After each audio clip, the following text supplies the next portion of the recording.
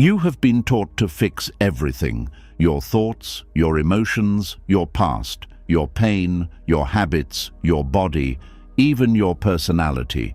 But if fixing everything was the path to peace, why do you still feel tired after every breakthrough? Why does one problem disappear only for another one to take its place? Why does your mind keep searching for what is wrong, even when nothing is falling apart? The truth is, you were never meant to live like a repair project. You were never meant to treat every feeling like an emergency and every flaw like a failure. Deep healing begins when you stop trying to fix everything and start accepting yourself, not because you have no work left to do, but because you finally understand that you are allowed to be loved before you are perfect. Tonight, as you listen, something inside you will begin to loosen. The pressure to become someone else will grow quiet. The voice that keeps saying, "Not yet, not enough, not until you improve," will start to lose its power. And little by little, you will feel what it means to come home to yourself. This is not about giving up. This is about putting down the whip you have been using on your own soul. Are you ready? Let's begin. Something strange begins to happen when you spend too many years trying to improve yourself. You slowly stop seeing yourself as a human being and start seeing yourself as a problem to solve. Every emotion becomes evidence that something is wrong. Every mistake feels like proof that you still need fixing. Even your quiet moments become filled with pressure because your mind no longer knows how to simply exist without searching for flaws. And that is where this hidden exhaustion begins. There is a kind of tiredness that sleep cannot fix, a kind of heaviness that does not come from work, responsibilities, or lack of rest. It comes from carrying yourself like a broken project every single day. It comes from waking up each morning feeling like you must improve before you deserve peace. It comes from constantly monitoring your thoughts, correcting your personality, analyzing your emotions, and trying to become acceptable to yourself. Most people do not even realize they are doing this. They think they are simply being disciplined, self-aware, ambitious, or emotionally mature. But beneath all of that is often a quiet war against themselves. And wars, even silent ones, drain the soul. Many people spend years trapped inside this invisible cycle. They read more books, watch more videos, try more routines, chase more breakthroughs, hoping that one day they will finally arrive at a version of themselves that feels worthy of rest. But the finish line never stays still. As soon as one insecurity disappears, another one appears beside it. As soon as one habit improves, another flaw demands attention. The mind becomes like a machine programmed to search for defects, and eventually even healing becomes exhausting. You can see this in the way people talk to themselves when nobody is listening.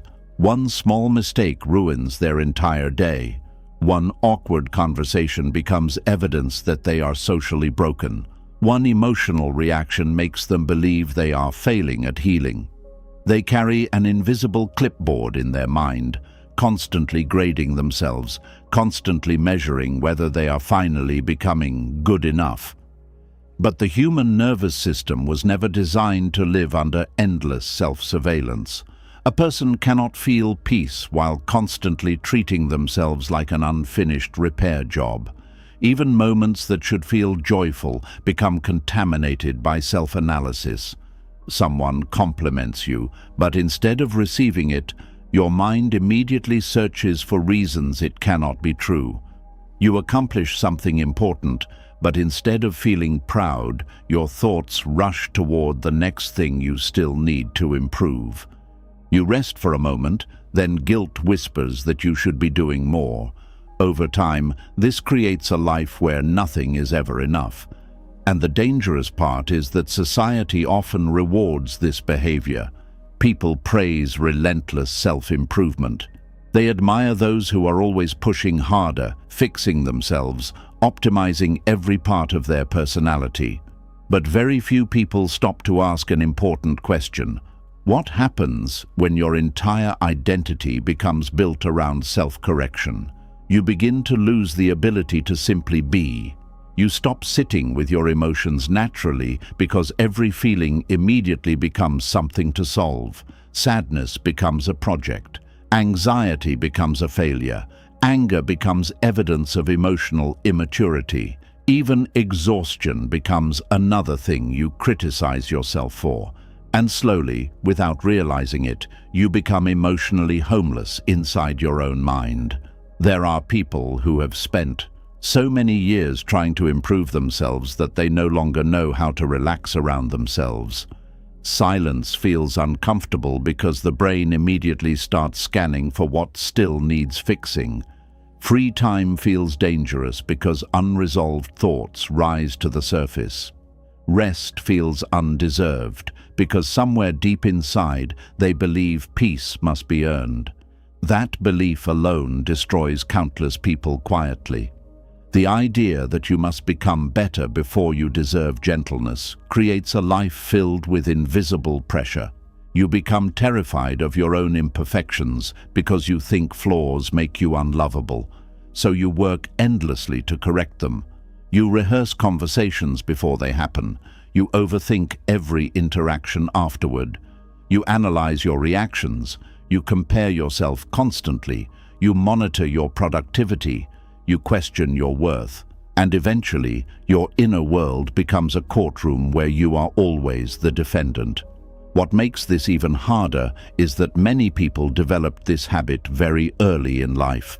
Some grew up in environments where love felt conditional. Maybe they were praised only when they succeeded. Maybe mistakes were met with criticism instead of understanding. Maybe emotions were ignored, mocked, or punished. So the child learned something dangerous.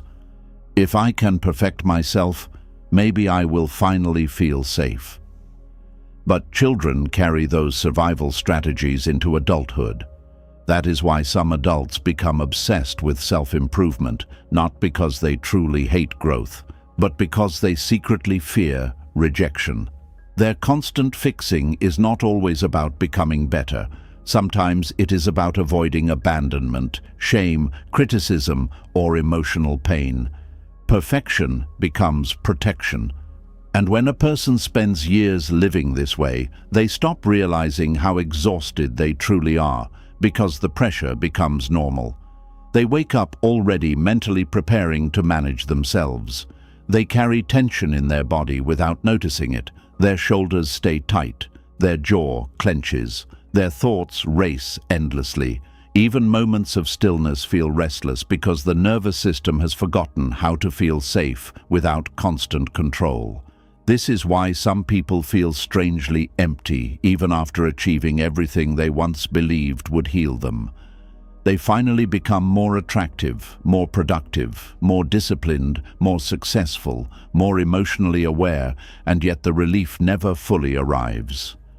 The anxiety simply changes shape, because the deeper problem was never really the flaws they were trying to fix. The deeper problem was the belief that they were unacceptable as they were. No amount of improvement can heal self-rejection if the rejection itself remains untouched. That realization changes everything, because there comes a moment when a person begins to understand that they have spent their whole life approaching themselves with the energy of a mechanic instead of the energy of compassion. Every wound became something to repair quickly instead of something to listen to gently. Every insecurity became an enemy instead of a frightened part asking for care. And this creates a tragic relationship with yourself. You begin treating your inner world like a machine instead of a human experience. You forget that emotions are not mathematical problems. You forget that healing is not a straight line. You forget that being imperfect is not evidence of failure. It is evidence that you are alive. Some people are so addicted to fixing themselves that they panic whenever they are not improving. They do not know how to sit still without feeling guilty. They cannot enjoy progress because their attention immediately jumps toward what is still wrong. Their mind becomes trapped in a permanent state of self-evaluation, and the body pays the price for that mental pressure. Chronic self-criticism keeps the nervous system activated. The brain stays alert, as if danger is always nearby. Cortisol rises. Rest becomes harder. Sleep becomes lighter. Joy becomes more distant. The body starts carrying emotional exhaustion physically. Fatigue appears even after resting. Motivation disappears. Small tasks feel overwhelming. But most people never connect this exhaustion to the way they treat themselves internally. They think they are simply lazy, weak, undisciplined, or broken. So they respond the only way they know how, by trying even harder to fix themselves. And the cycle continues. One of the saddest parts of this pattern is how invisible it can become. A person may look functional from the outside while privately living under enormous emotional pressure.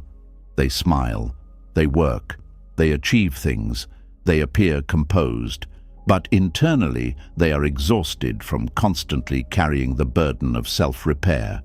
Even their self-care sometimes becomes another performance. Meditation becomes another task to master perfectly. Journaling becomes another opportunity to analyze flaws. Therapy becomes another place to prove they are healing correctly. Rest becomes scheduled productivity. Nothing feels natural anymore because everything becomes part of the project of becoming acceptable. This is why deep healing often begins with something surprisingly simple but terrifying. Stopping. Stopping the endless monitoring. Stopping the constant fixing. Stopping the war against every imperfect thought and feeling. Not because growth is bad, but because obsession with fixing yourself can quietly destroy your ability to love yourself. There is a huge difference between healthy growth and emotional self-rejection disguised as growth. Healthy growth says, I want to care for myself. Self-rejection says, I must repair myself before I deserve peace. Those two energies create completely different lives. One creates gentleness, the other creates exhaustion, and many people never learn the difference. They believe kindness toward themselves will make them lazy. They fear acceptance means giving up. They think self-compassion will remove ambition, but the truth is often the opposite. People grow best in environments of safety, not environments of constant punishment. Even plants do not bloom faster because you scream at them. Human beings are no different. A nervous system constantly attacked by shame cannot fully heal. A mind constantly criticized cannot fully rest. A person constantly treated like a project cannot fully feel alive. And maybe this is why so many people secretly feel disconnected from themselves. They have spent so many years trying to become better that they never learned how to simply sit beside themselves with patience. Not every flaw needs immediate correction. Not every emotion needs solving. Not every uncomfortable thought means something is wrong with you. Sometimes healing begins the moment you stop reacting to yourself with panic. There is deep wisdom in learning how to witness your own humanity without immediately trying to edit it. To feel sadness without labeling yourself weak. To make mistakes without turning them into identity statements. To feel lost without assuming you are failing at life. Because the truth is, human beings were never meant to operate with robotic perfection. You are allowed to be complicated. You are allowed to be unfinished. You are allowed to have contradictions inside you. And strangely enough, the more a person learns to accept this, the lighter they begin to feel. Not because their problems disappear overnight, but because the war inside them begins to quiet down. That internal war consumes enormous energy. Constant self-monitoring drains attention from life itself. You stop experiencing moments fully because your mind is too busy evaluating you within them. You stop hearing conversations clearly because you are busy wondering how you are being perceived. You stop enjoying simple pleasures because guilt whispers that you should be improving instead. This is why acceptance feels so unfamiliar at first. Many people have spent their whole lives believing pressure is what keeps them valuable. Without self-criticism, they fear they will collapse. Without constant fixing, they fear they will become stagnant. So when they first try to treat themselves gently, it almost feels wrong. The nervous system does not immediately trust peace when it has been trained by pressure for years. But slowly, something begins changing. You start noticing how much energy you wasted fighting yourself. You realize how often your suffering came not from the emotion itself, but from your resistance to it. You see how many years were spent trying to earn a level of worthiness that was never supposed to be earned in the first place. And grief often appears here. Grief for the younger version of yourself who thought they had to become perfect to deserve love. Grief for the years spent at war with your own mind. Grief for how harshly you spoke to yourself while trying to survive. But there is also relief.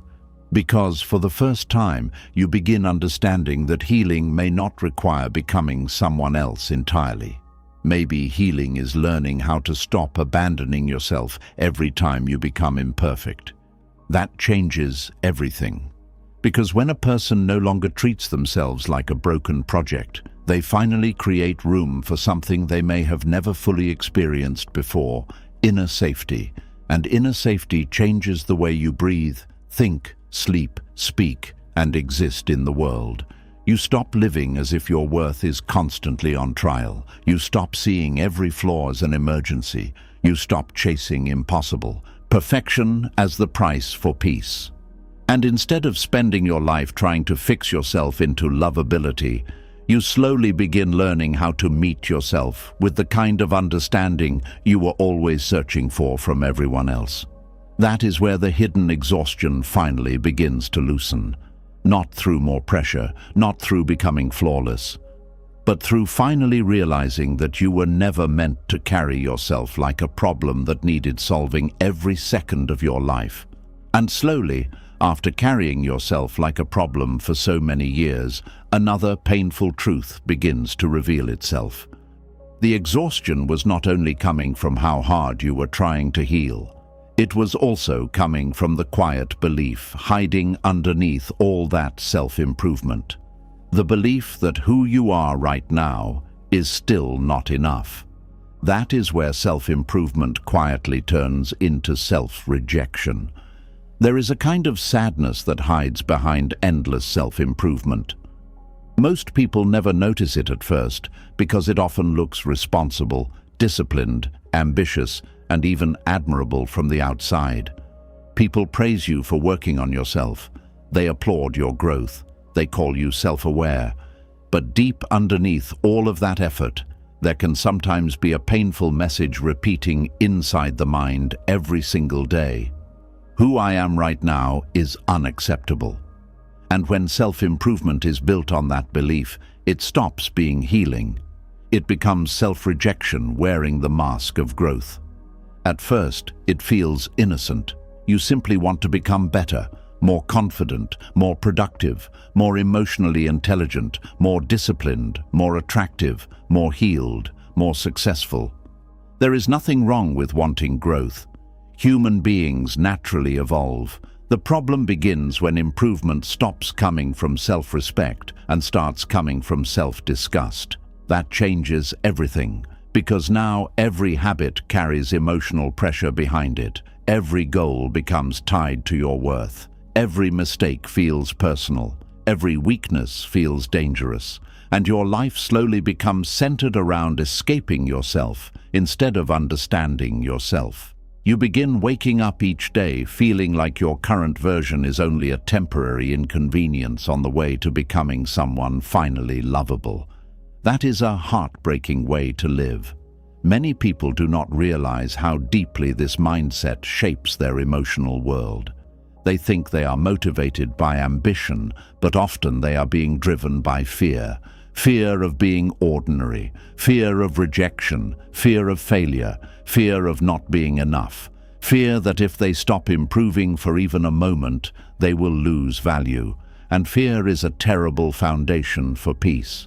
This is why so many people become trapped in endless self-help cycles without ever feeling emotionally safe. They keep consuming advice, routines, books, videos, podcasts, techniques, hoping the next breakthrough will finally make them feel whole. But instead of feeling freer, they become more hyper-aware of everything still wrong with them. The more they learn about healing, the more flawed they begin to feel. They notice every insecure thought, every emotional trigger, every unhealthy pattern, every weakness in communication, every moment of anxiety, every bad habit, every emotional wound. Their self-awareness becomes so intense that they lose the ability to simply exist naturally. And eventually, life starts feeling like a permanent self-improvement assignment. Even moments that should feel peaceful become contaminated by pressure. You cannot rest because there is always another version of yourself you think you should become. You cannot enjoy progress because your attention immediately moves toward the next flaw. You cannot celebrate how far you have come because your mind only notices how far you still have to go. This creates a strange emotional emptiness. No achievement feels satisfying for long because your worth keeps moving further away from you. You become like a person running toward the horizon. No matter how hard you chase it, it never arrives. And this is where many people quietly burn out emotionally. Because constant self-improvement sounds empowering until your nervous system no longer knows how to feel safe without pressure. Your brain becomes addicted to fixing. Your identity becomes built around becoming better, and without realizing it, you begin relating to yourself with permanent disappointment. There are people who genuinely do not know how to look at themselves without mentally listing what still needs improvement. They struggle to receive compliments because internally they still feel unfinished. They struggle to feel lovable because they keep treating love like a reward for future perfection. They struggle to relax because resting feels irresponsible when there is still so much wrong with them. But human beings cannot thrive under endless internal criticism. A mind constantly exposed to self-rejection becomes emotionally exhausted. Even if nobody else is attacking you, your own thoughts create an environment of pressure that the nervous system never escapes from. This is why some people feel tired all the time, even when they are doing everything right.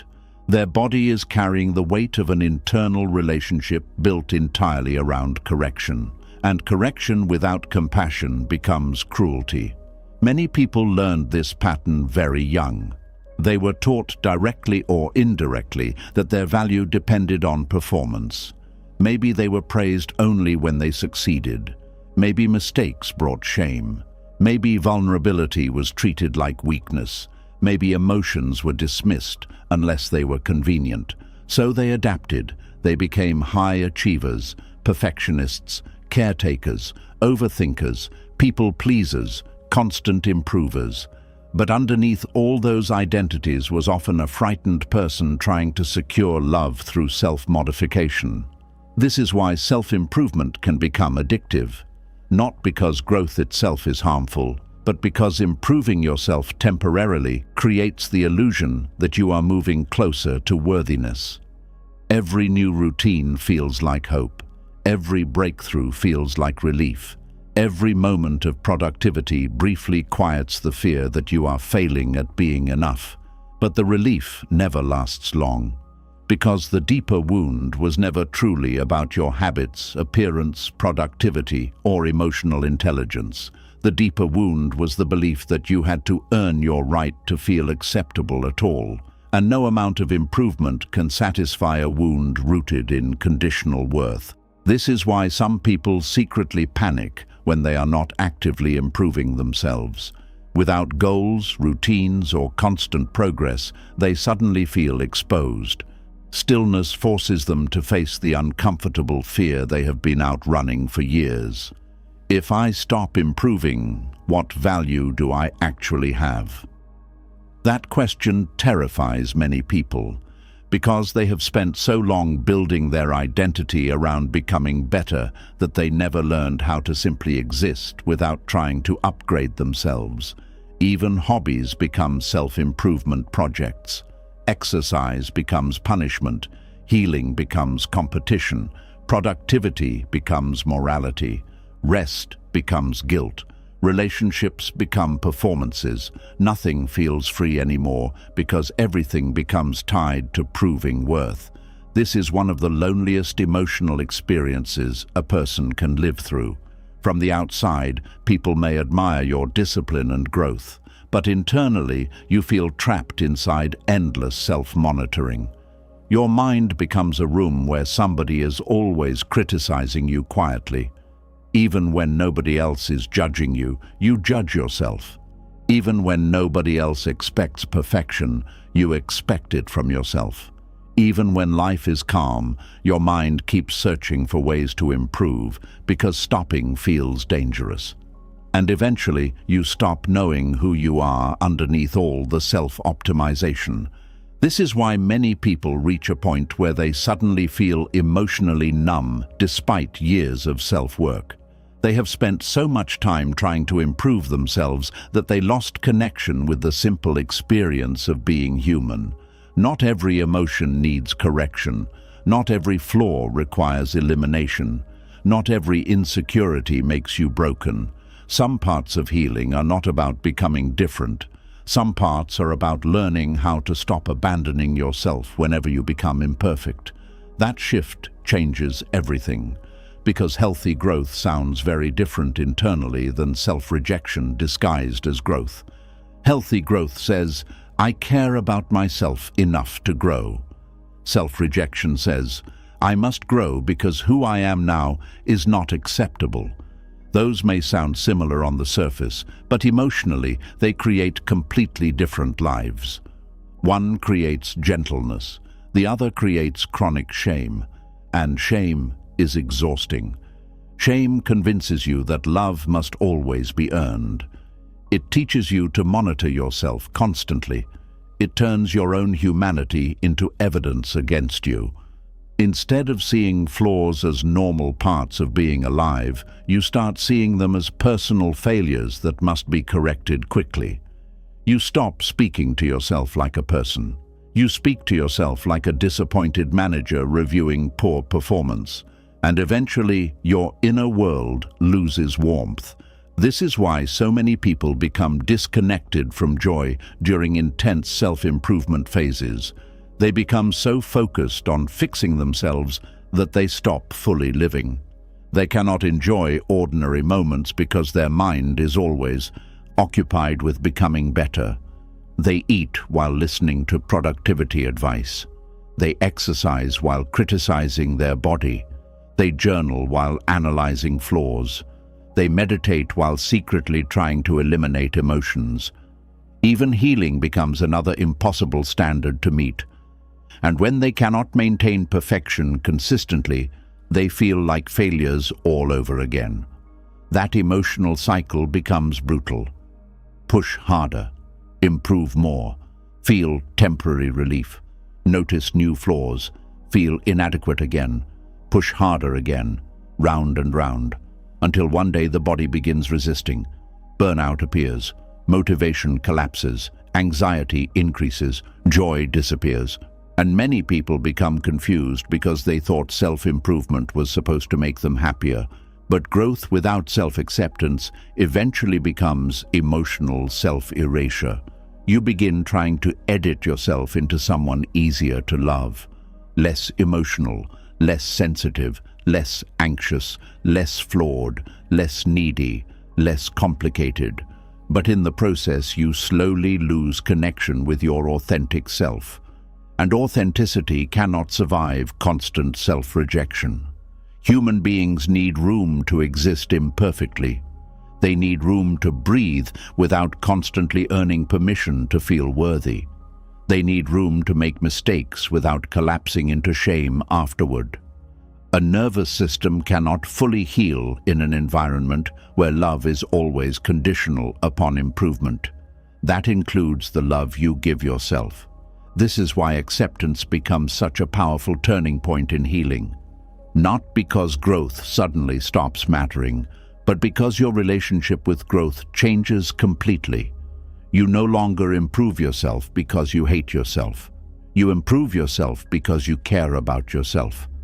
That emotional difference changes how the entire process feels internally. Growth stops feeling like punishment. Rest stops feeling illegal. Mistakes stop feeling catastrophic. You stop panicking every time you fall short of perfection. And perhaps most importantly, you stop treating your current self like an obstacle standing in the way of your future worth. Because the truth is, there will never be a perfect version of you that finally earns permanent peace. Human beings are living, changing, emotional creatures. There will always be flaws. There will always be fears. There will always be moments of insecurity and uncertainty. The goal was never perfection. The goal was learning how to stay connected to yourself, even when you are imperfect. That is real healing. And strangely enough, when people finally stop trying to force themselves into worthiness, they often begin growing in healthier ways naturally.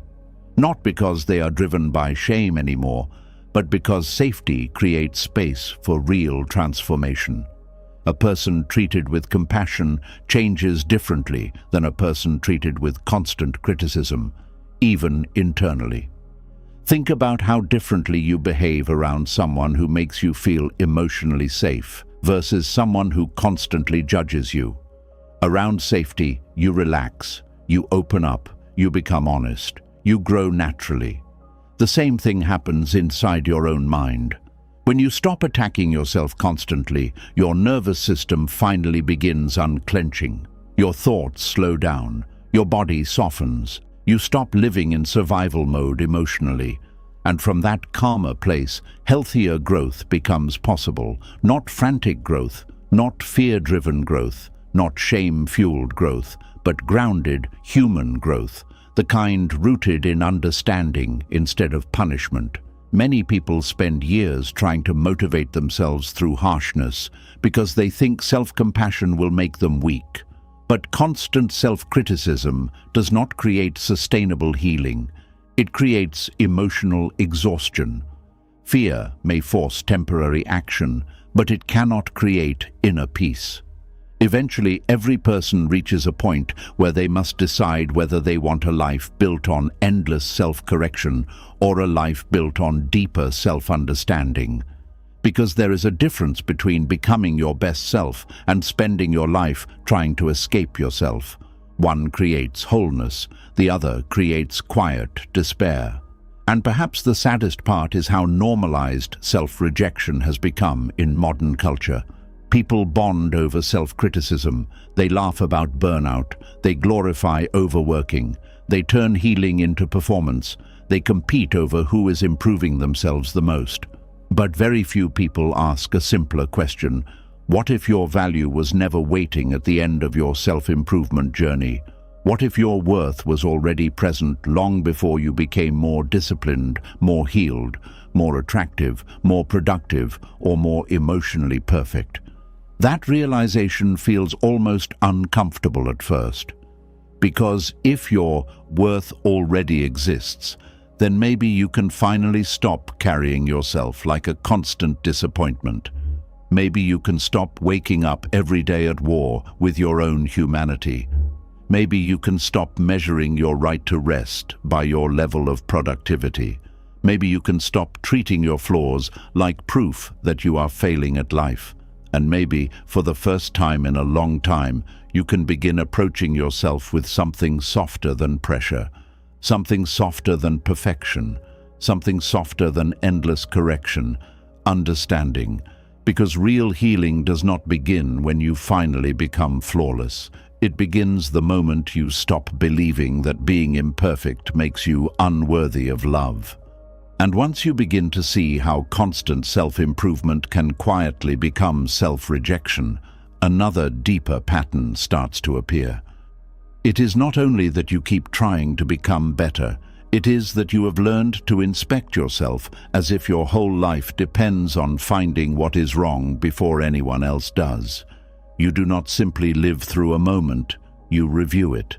You do not simply feel an emotion, you question it. You do not simply make a mistake, you turn it over in your mind like evidence in a case against yourself. There is a strange kind of peace that begins when you finally stop auditing your every flaw. Something soft returns to you when you stop treating your own mind like a courtroom. At first, it may feel unfamiliar, almost suspicious, because you are used to watching yourself so closely. You are used to checking your words after every conversation, checking your mood after every quiet day, checking your face in every mirror, checking your progress against some invisible standard you never agreed to but somehow obeyed for years. You may not even call it self-criticism anymore. You may call it being aware, being careful, being responsible, being honest with yourself. But if honesty never comes with kindness, it slowly becomes punishment. There are people who can spend an entire day doing well and still go to bed thinking about the one sentence they said awkwardly. They can receive love from 10 people and still believe the one person who seemed distant is proof that they are not enough.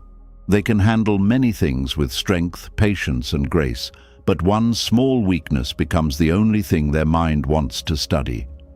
It is like carrying a magnifying glass over your own soul, not to admire what is beautiful, but to locate what still needs correction.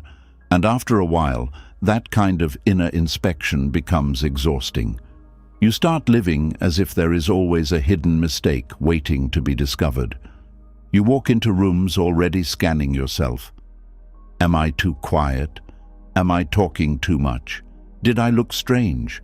Did I sound needy? Did I seem boring? Did I laugh too loudly? Did I share too much? Did I not share enough? And by the time the moment is over, you were barely inside it. You were too busy monitoring yourself to actually experience your own life. This is what happens when self-awareness loses its warmth. Real self-awareness helps you understand yourself. Harsh self-auditing makes you afraid of yourself. Real self-awareness says, "Let me notice this with patience." Harsh self-auditing says, "Let me find what is wrong before it ruins everything." One brings clarity, the other brings tension. One helps you grow, the other makes you feel watched from the inside. And no person feels peaceful while being watched all the time. The mind was not created to live under constant surveillance. Your heart was not created to be reviewed like a failed assignment. Your personality was not created to be inspected for defects every morning and every night. But many people do this so automatically that they no longer recognize it as violence against themselves. They think they are simply trying to be better, but beneath the surface, they are living with an inner critic that never clocks out. It follows them into relationships. It follows them into rest. It follows them into prayer, silence, sleep, work, creativity, and joy. Even when life gives them a beautiful moment, the critic stands nearby whispering, "Do not relax too much. There is still something wrong with you." That whisper steals more peace than most people realize, because peace does not only disappear when life becomes difficult. Sometimes peace disappears because you do not allow yourself to be unexamined. You cannot let a day simply be a day. You turn it into a report card. You cannot let sadness simply pass through you. You turn it into a diagnosis of your emotional failure. You cannot let tiredness simply mean you need rest. You turn it into proof that you are weak, lazy, unmotivated, or falling behind. And slowly, ordinary human experiences become evidence against you. This is why stopping the audit feels so powerful. Not because you suddenly become blind to your flaws, but because you stop treating every flaw like a threat to your worth. You begin to understand that noticing something about yourself does not mean you have to attack it. Seeing a weakness does not mean you must shame yourself into changing it immediately. Being imperfect does not mean you are in danger. That truth may sound simple, But for someone who has spent years judging themselves, it can feel like fresh air entering a locked room. Many people were trained to believe that if they stop criticizing themselves, they will stop growing. They fear that gentleness will make them careless. They think the inner critic is the only thing keeping them disciplined. So they continue listening to that harsh voice because it feels familiar, even when it hurts them.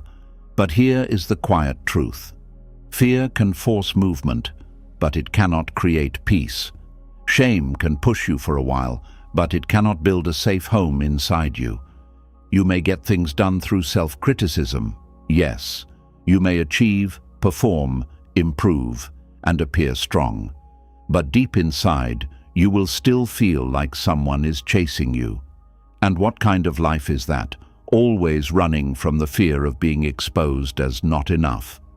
The peace that begins when you stop auditing your flaws is not lazy peace. It is not careless peace. It is the peace of finally realizing that you do not need to be under attack in order to become better. You do not need to hate yourself into healing. You do not need to monitor every corner of your personality as if one uncorrected part of you will destroy your life. Sometimes the most healing thing you can do is let yourself have an imperfect moment without turning it into a full investigation. You said something awkward. Let it pass. You felt jealous. Let it teach you without humiliating you. You were tired and did not perform perfectly. Let your body be human. You needed reassurance. Let that need exist without calling yourself weak. You had a difficult thought. Let it move through the mind without building your identity around it. This does not mean you ignore patterns that hurt you or others. It means you stop turning every small imperfection into a personal emergency. There is a difference between responsibility and self-punishment. Responsibility says, I can learn from this. Self-punishment says, this proves something is wrong with me. Responsibility keeps you grounded. Self-punishment keeps you ashamed, and shame does not make the lesson clearer. It only makes the heart heavier. Some people cannot feel peace because they are addicted to self-review. After every interaction, they replay what happened. After every decision, they wonder if they chose wrong. After every emotional moment, they ask whether they handled it perfectly. Their mind becomes a private review board that never stops meeting. And because the mind can always find something to question, they never feel finished. They never feel released. But life is not meant to be lived as a constant performance review. You are allowed to leave some conversations behind without dissecting them. You are allowed to let some days be ordinary. You are allowed to make a small mistake without making it the center of your identity. You are allowed to be seen in an imperfect state and not spend the next 5 hours mentally apologizing for existing. This is where peace begins. It begins when you stop believing that every flaw needs a punishment attached to it. It begins when you allow yourself to be a person, not a polished image. It begins when you understand that growth does not require constant suspicion toward yourself.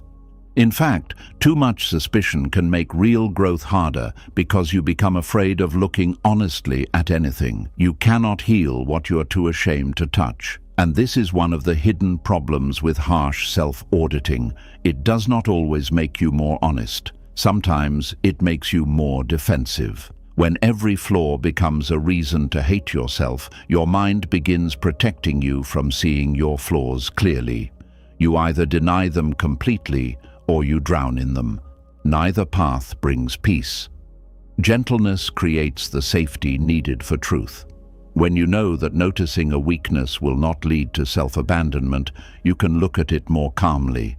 You can say, yes, I was impatient there, without collapsing into shame. You can say, yes, I still carry fear here, without calling yourself broken. You can say, yes, this part of me needs care, without turning it into a character sentence. That is maturity, not perfection, but the ability to see yourself clearly without cruelty. There is a quiet strength in that. Many people confuse harshness with Honesty, because they grew up around people who only corrected through criticism. They learned that love points out what is wrong before it notices what is good. They learned that mistakes should be met with embarrassment. They learned that being better means being less messy, less emotional, less difficult, less needy, less visible. So now, even in adulthood, they treat themselves with the same tone they once feared from others. Their inner voice is not really their own, it is an echo. Maybe it sounds like a parent who was never satisfied. Maybe it sounds like a teacher who embarrassed them. Maybe it sounds like a former partner who made them feel small. Maybe it sounds like a culture that taught them to be productive, attractive, calm, successful, and unbothered at all times. Over time, that voice becomes so familiar that they mistake it for truth. But not every voice in your mind deserves authority. Some voices are just old pain repeating itself. And part of deep healing is learning to ask, who taught me to speak to myself this way? That question can open a door, because when you realize your self-auditing was learned, you also realize it can be softened. You were not born hating every flaw. You were not born ashamed of needing time, care, patience, comfort, or understanding. You learned to treat your imperfections as dangerous because somewhere along the way, imperfection may have cost you love, approval, attention, safety, or belonging. So of course your mind became watchful. Of course you started checking yourself. Of course you learned to correct quickly before others could criticize. Of course you became your own inspector. At one time that may have protected you, but what protects you in one season can imprison you in another. A habit that once helped you survive rejection may now be blocking you from receiving peace. The same self-monitoring that once kept you from being embarrassed may now be keeping you from feeling free.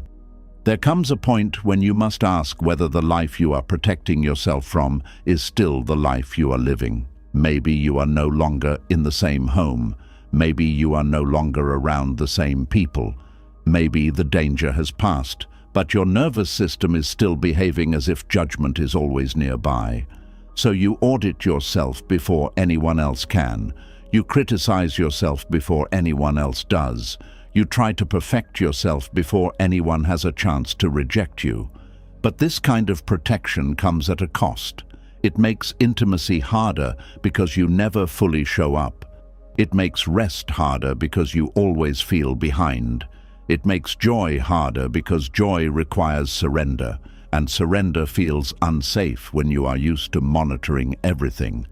It makes creativity harder because creativity needs room for mistakes.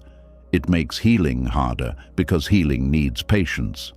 So the peace you are looking for may not begin with fixing another flaw. It may begin with retiring from the role of your own full-time critic. That does not mean you become unaware. It means you become kinder in your awareness. It means when you notice something imperfect, you do not immediately tighten around it. You breathe. You listen. You ask what that part of you needs. You respond instead of attacking. This is how acceptance becomes practical. Acceptance is not pretending you have no flaws. Acceptance is refusing to use your flaws as weapons against yourself. Acceptance is the choice to stop making your humanity feel like a crime. It is the moment you say, I can see this part of me, and I do not need to hate myself for it. That one sentence can change the atmosphere inside your mind, because when the inner atmosphere softens, the body feels it.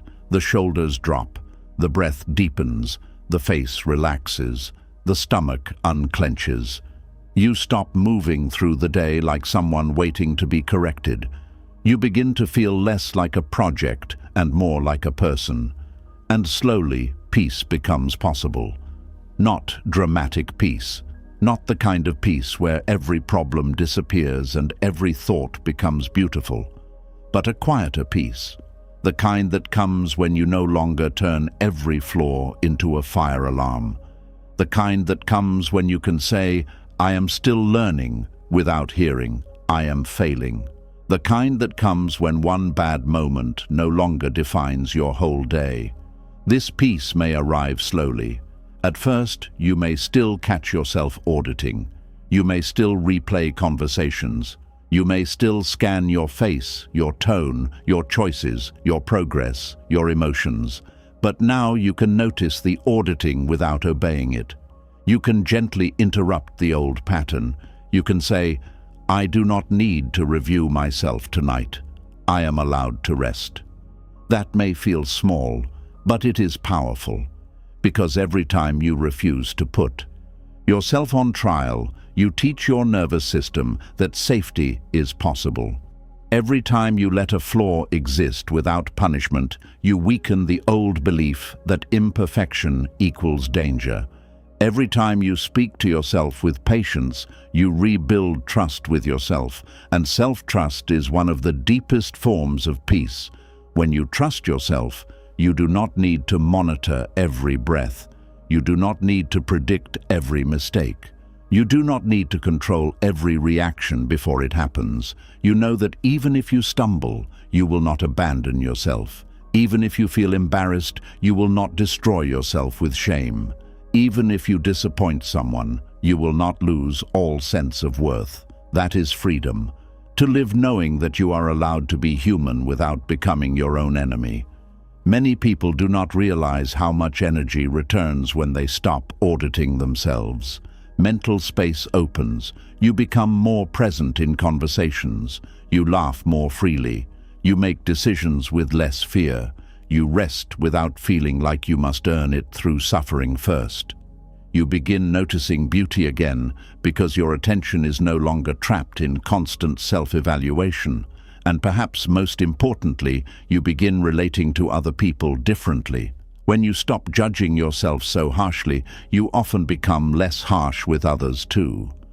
You stop needing everyone to be perfect because you are no longer demanding perfection from yourself. You become more patient with human messiness. You listen better. You forgive more wisely. You stop seeing every mistake as a threat. This is the quiet ripple effect of inner peace. A person who is not constantly attacking themselves has less need to attack life. But this does not happen through force. You cannot bully yourself into gentleness. You cannot criticize yourself into peace.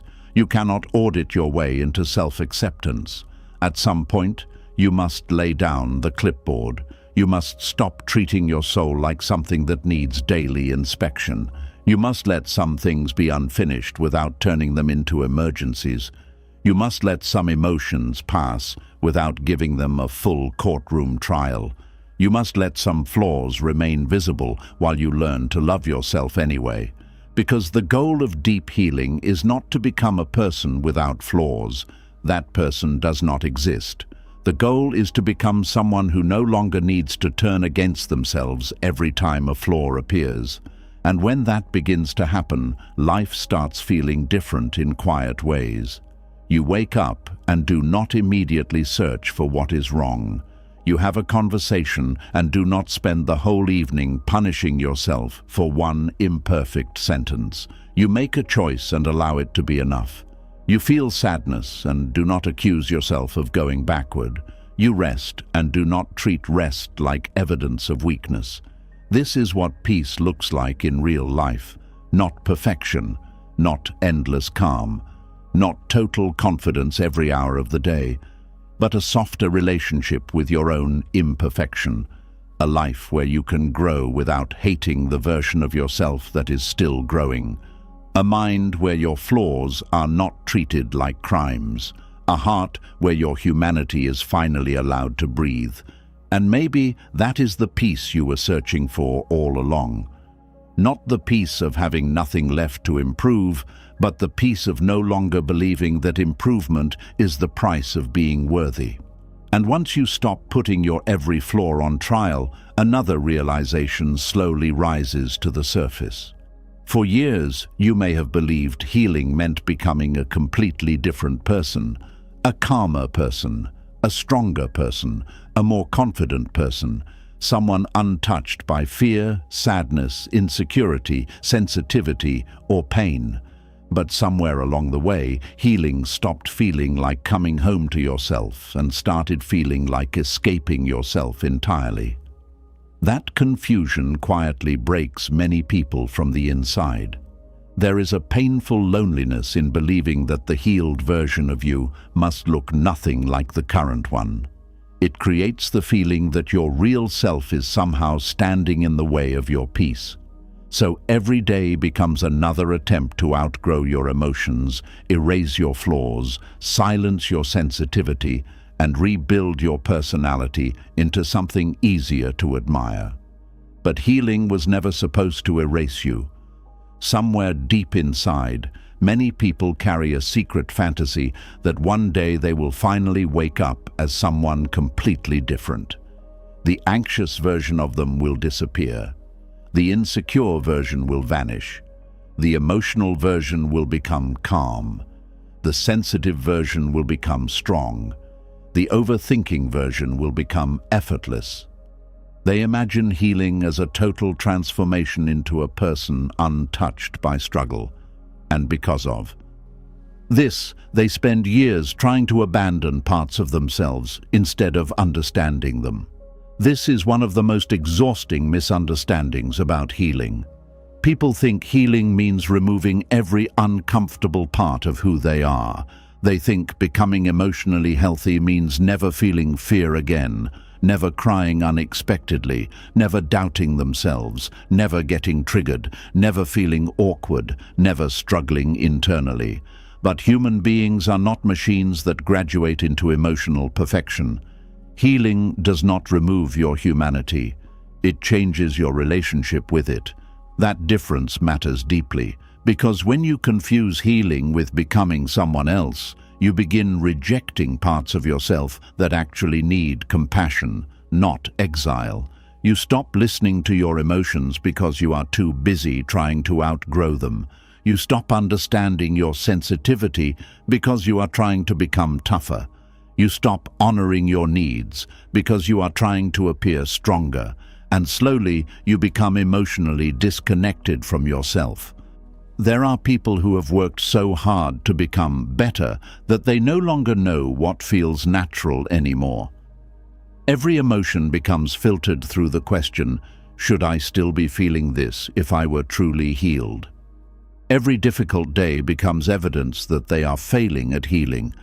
Every insecurity feels like proof they are still broken. But healing is not the absence of struggle.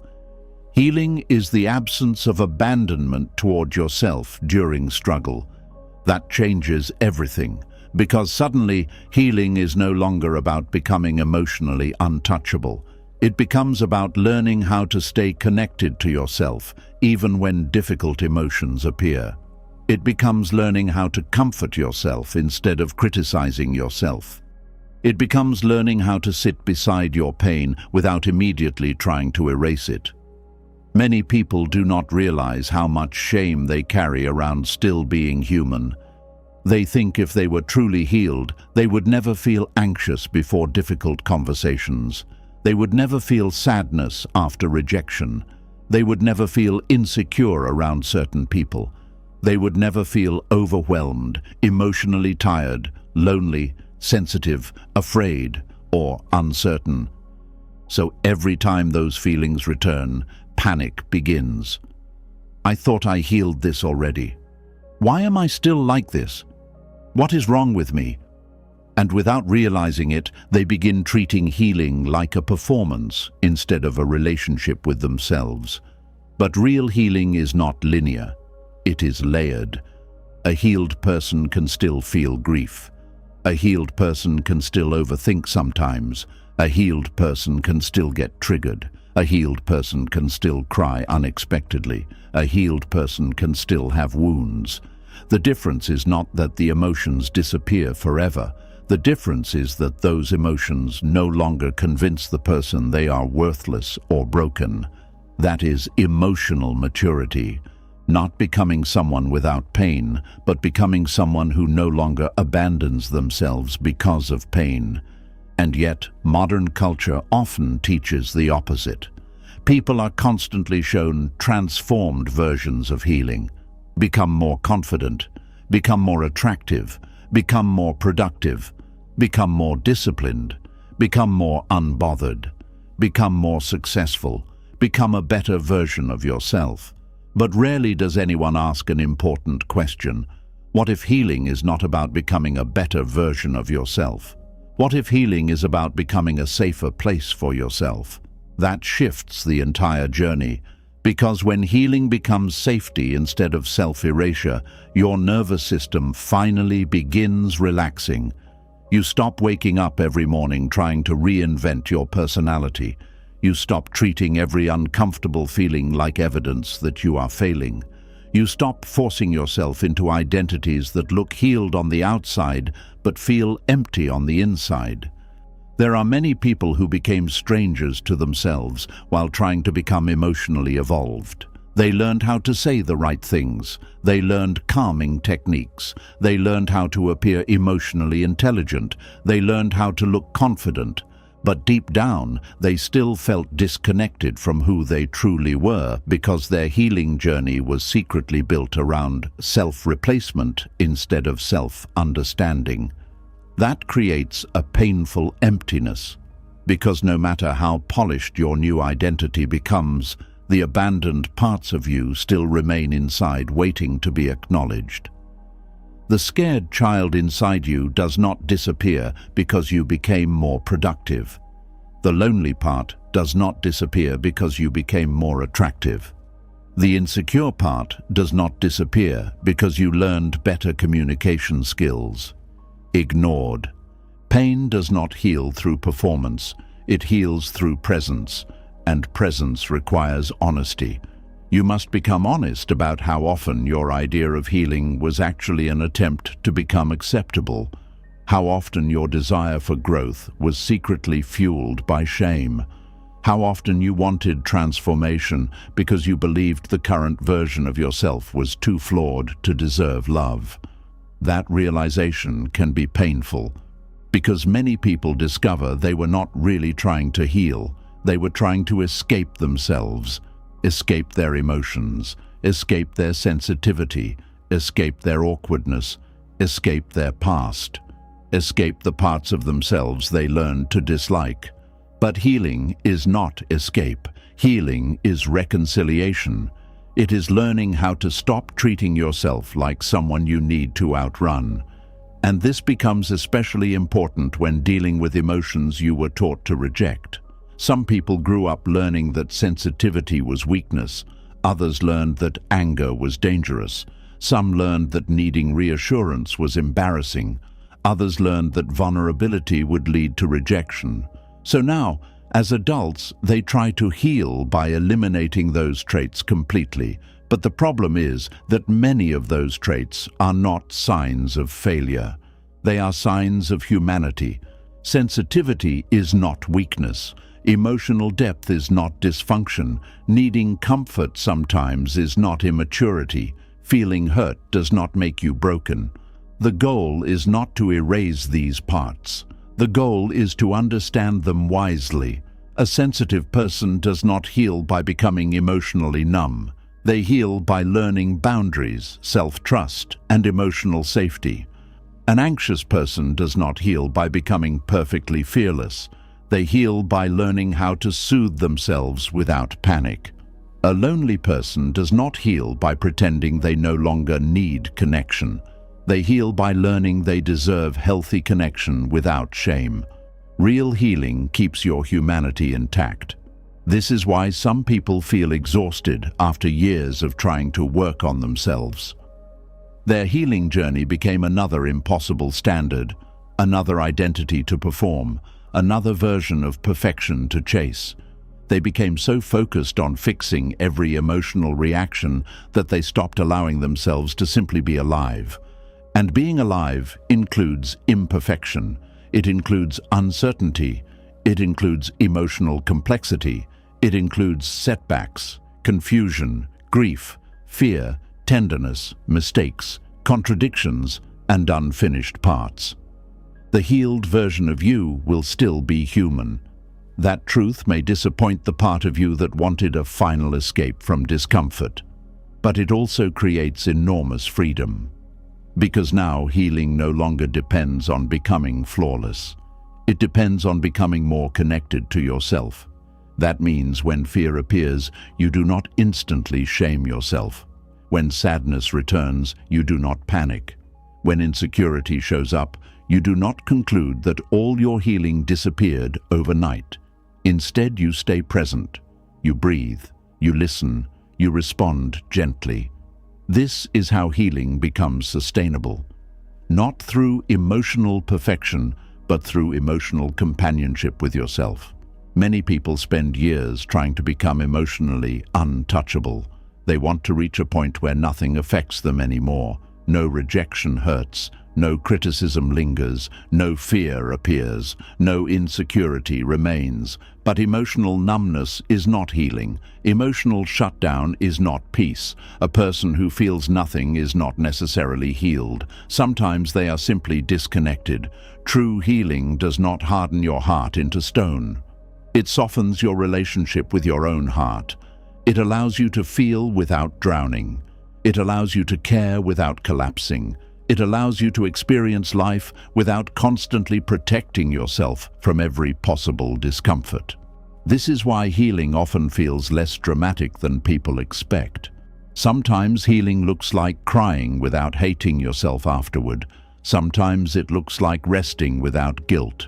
Sometimes it looks like speaking honestly instead of pretending to be okay. Sometimes it looks like letting yourself be seen without performing strength constantly.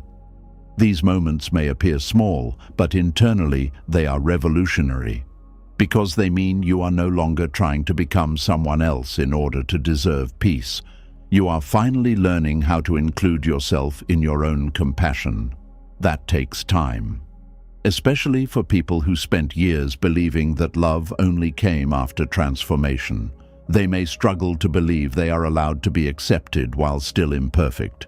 Their nervous system expects conditions. It expects performance. It expects achievement before softness arrives. So when they first begin practicing self-acceptance, it can feel uncomfortable, almost irresponsible. Part of them fears that if they stop pushing themselves harshly, they will stop growing entirely. But growth built on self-hatred is unstable. Eventually, it collapses under the weight of exhaustion. A person can only run from themselves for so long before burnout arrives. And burnout is often where many people finally realize they cannot keep surviving through self-rejection. They cannot keep trying to transform themselves into worthiness every single day. The body becomes tired. The mind becomes overwhelmed. The soul becomes numb, and suddenly the question changes. Instead of asking, "How do I become someone better?" they begin asking, "Why was I never allowed to simply be human?" That question opens a completely different kind of healing, because now the focus shifts away from performance and toward understanding, away from punishment and toward care, away from becoming someone else and toward reconnecting with the self that got buried underneath years of pressure. This is where many people rediscover parts of themselves they abandoned long ago. Their softness, their creativity, their playfulness, their emotional honesty, their need for rest, their tenderness, their natural personality before shame taught them to edit it constantly. And this rediscovery can feel emotional because many people realize they have not actually hated themselves their whole lives. They hated the versions of themselves that other people rejected, criticized, mocked, or failed to understand. That is different. A child who grows up feeling emotionally unsafe often learns to reshape themselves for survival. They become quieter, tougher, funnier, more useful, more successful, more invisible, more agreeable, less emotional, less needy, less sensitive. Over time, these survival versions become so normal that the person forgets who they originally were underneath all the adaptation. So healing begins to feel confusing because they are not only healing pain, they are rediscovering identity. Who am I when I stop performing? Who am I when I stop constantly correcting myself? Who am I when I stop trying to become emotionally acceptable to everyone else?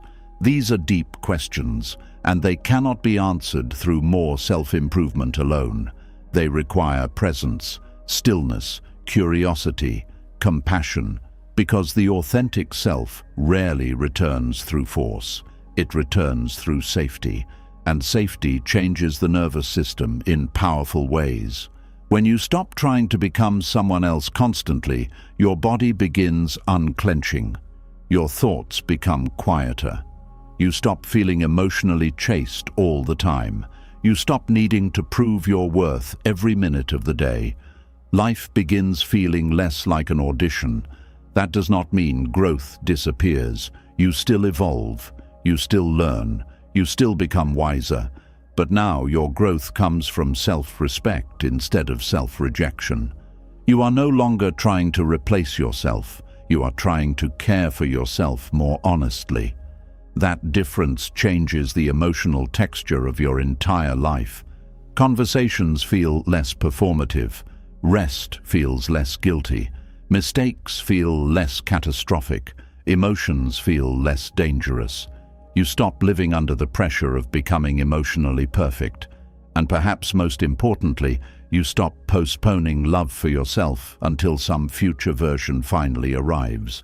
Because many people unknowingly spend their whole lives saying, "I will finally accept myself when I heal more, when I stop overthinking, when I become more confident, when I stop being emotional, when I become successful, when I become calmer, when I finally get everything right." But that future never fully arrives because human beings are always evolving. There will always be another challenge, another insecurity, another unfinished part. If self-acceptance depends on becoming flawless, peace will always stay out of reach. This is why healing begins to deepen when you finally understand that your current self is not an obstacle to love.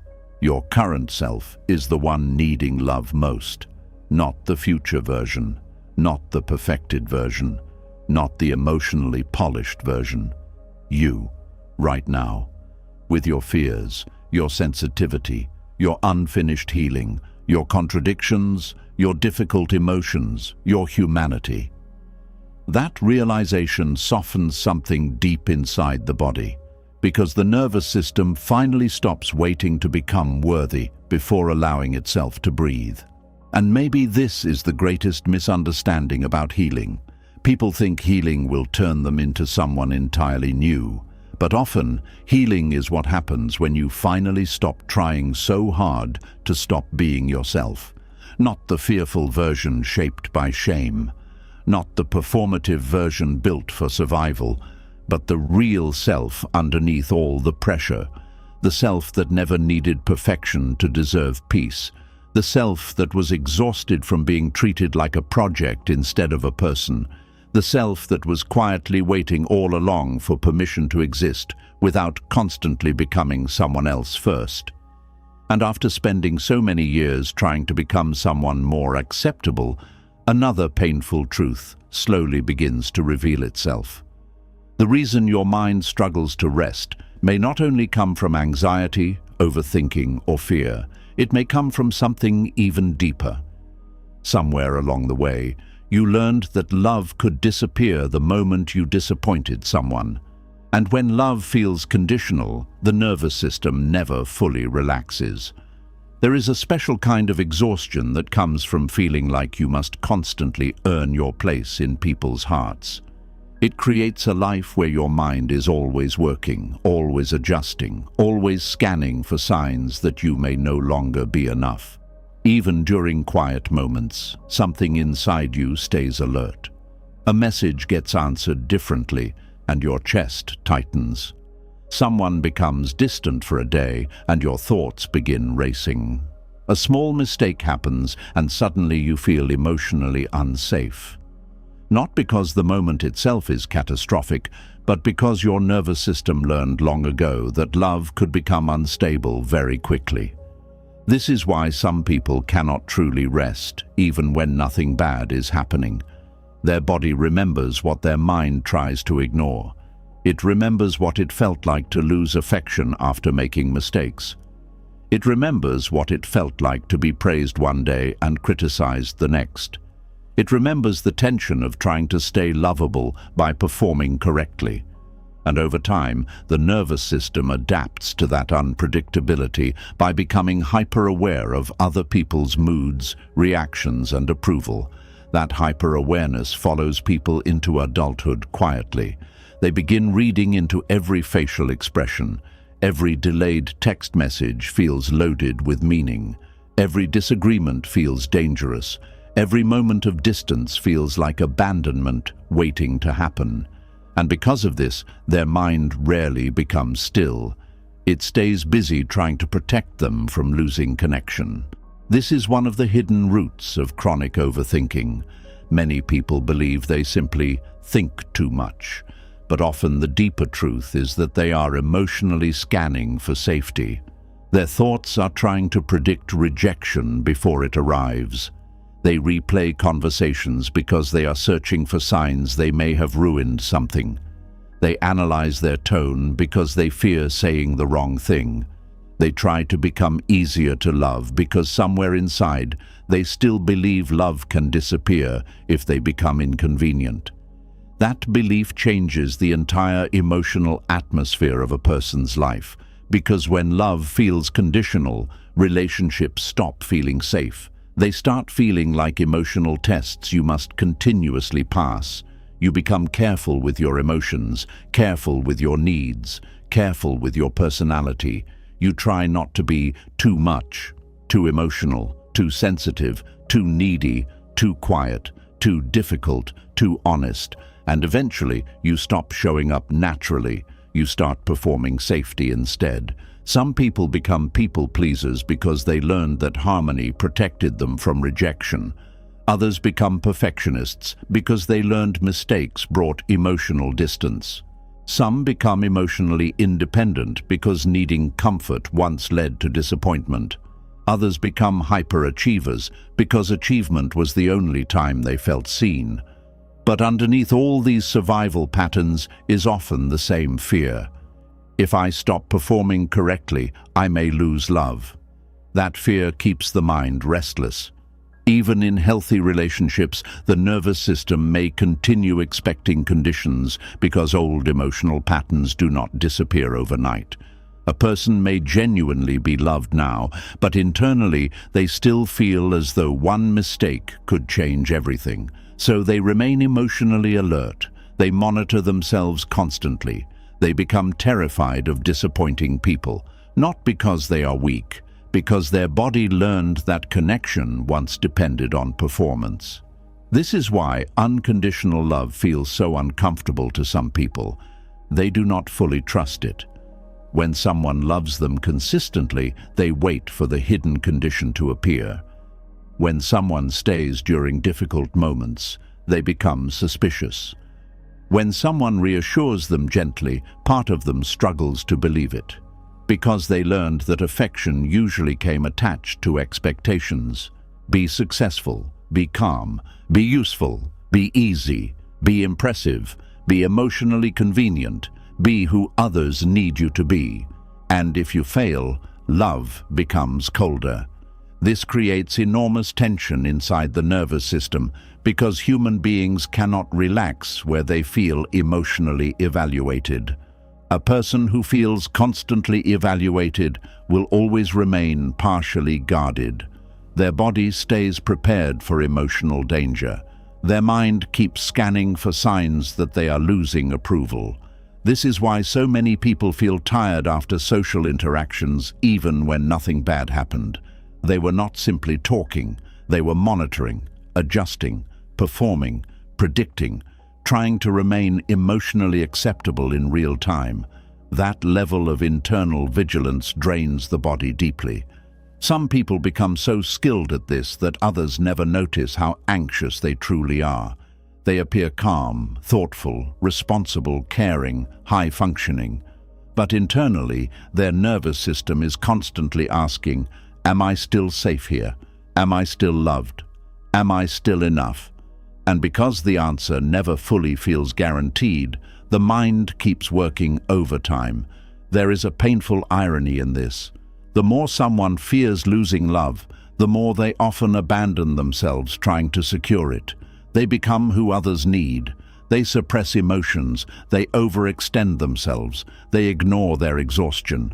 They apologize excessively. They tolerate mistreatment. They silence their truth. And slowly, they disappear from their own life emotionally. This is one of the deepest wounds conditional love creates. It teaches people that maintaining connection is more important than remaining connected to themselves. So now they constantly shapeshift to survive emotionally. Around one person, they become quieter. Around another, they become stronger. Around another, they become easier. Around another, they become more impressive. But very few people truly know them because they themselves no longer know what it feels like to exist without adaptation. That is heartbreaking, because beneath all this performance is often a person who desperately wants to rest. A person tired of earning affection, tired of calculating reactions, tired of proving value, tired of feeling emotionally unsafe every time someone's mood changes slightly. But the nervous system does not simply stop fearing conditions because the conscious mind wants peace. The body remembers emotional unpredictability long after the situation ends. This is why healing requires more than positive thinking. A person cannot simply tell themselves, "Relax, you are loved," if their nervous system still expects rejection beneath the surface. Safety must be experienced repeatedly before the body begins believing it. That takes time, especially for people who spent years around emotionally inconsistent love. Sometimes affection came with criticism attached. Sometimes care disappeared during conflict. Sometimes vulnerability was punished. Sometimes mistakes changed how they were treated. Sometimes approval depended on achievement. Sometimes emotional needs were treated like burdens, and because of this, love stopped feeling steady. It became something fragile, something earned, something easily lost. A child raised in that environment often grows into an adult whose mind never fully turns off emotionally. They become experts at emotional anticipation. They notice tone changes instantly. They sense distance quickly. They overanalyze silence. They prepare for rejection before it happens. People may even compliment them for being emotionally aware without realizing much of that awareness was born from survival. Because when love once felt unstable, paying attention became necessary. The problem is that survival awareness eventually becomes chronic anxiety if it is never softened. The body forgets how to relax into connection. It forgets how to trust that love can remain during imperfection. It forgets how to believe that conflict does not automatically mean abandonment. So even healthy love can feel emotionally unsafe at first because safety itself feels unfamiliar. This creates painful internal conflict. Part of the person wants closeness deeply. Another part fears closeness because closeness once meant vulnerability to rejection, so they become trapped between longing and fear, wanting reassurance but feeling ashamed for needing it, wanting intimacy but fearing exposure, wanting love but expecting conditions. This tension keeps the mind restless even during moments that should feel peaceful. And many people respond to this restlessness by trying harder to become lovable. They improve themselves endlessly. They become more useful, more understanding, more accommodating, more attractive, more emotionally controlled. But the mind still does not rest, because the deeper issue was never lovability. It was safety. A person who does not feel emotionally safe will continue overworking for approval no matter how lovable they already are. This is why external validation never fully solves inner insecurity. Compliments may help temporarily. Success may help temporarily. Reassurance may help temporarily. But if the nervous system still believes love depends on performance, the fear eventually returns. The body keeps waiting for the condition, waiting for the moment affection changes, waiting for the disappointment, waiting for the rejection. This creates exhausting emotional tension because the person never fully settles into connection. They remain partially braced for loss. And living emotionally braced all the time changes people. It changes how they speak, how they love, how they rest, how they trust, how they ask for help, how they react to silence, how they interpret facial expressions, how they experience conflict. Even small misunderstandings can feel enormous because the nervous system is not reacting only to the present moment. It is reacting to old emotional memories layered underneath the current experience. That is important to understand. Sometimes the intensity of your fear is not about the present person at all. It is about every earlier moment where love felt uncertain, every earlier moment where affection disappeared unexpectedly, every earlier moment where you learned that mistakes could cost connection. Those emotional memories stay in the body, and until they are healed gently, the mind keeps trying to protect you by staying alert constantly. But constant alertness is not peace, it is survival. Real peace begins when the nervous system slowly learns a new experience of love. A steadier love, a safer love, a love that does not disappear every time you become imperfect. And this healing must happen internally too, because many people continue treating themselves conditionally long after others stop doing it to them. They only feel worthy when productive, only lovable when useful, only acceptable when calm, only deserving when successful. So even in private, their mind continues threatening them with rejection. If you fail, you will lose value. If you become emotional, people will leave. If you stop performing, nobody will choose you. That internal pressure creates enormous emotional fatigue. A person cannot rest while constantly trying to secure their right to be loved. At some point, healing requires learning that love was never supposed to feel like a performance contract. Love was never supposed to demand that you erase your humanity to maintain connection.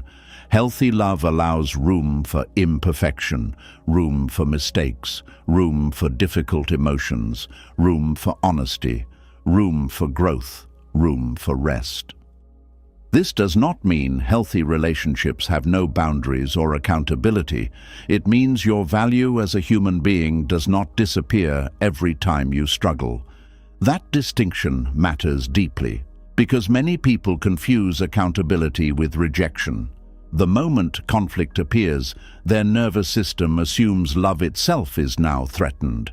So they panic internally. They over-explain. They apologize excessively. They become desperate to repair things immediately, not because they are irrational, because their body learned that unresolved tension once led to emotional danger. This is why learning emotional safety often feels uncomfortable at first. A calm, stable relationship may initially feel boring or unfamiliar because the nervous system became used to unpredictability. Consistency may feel suspicious.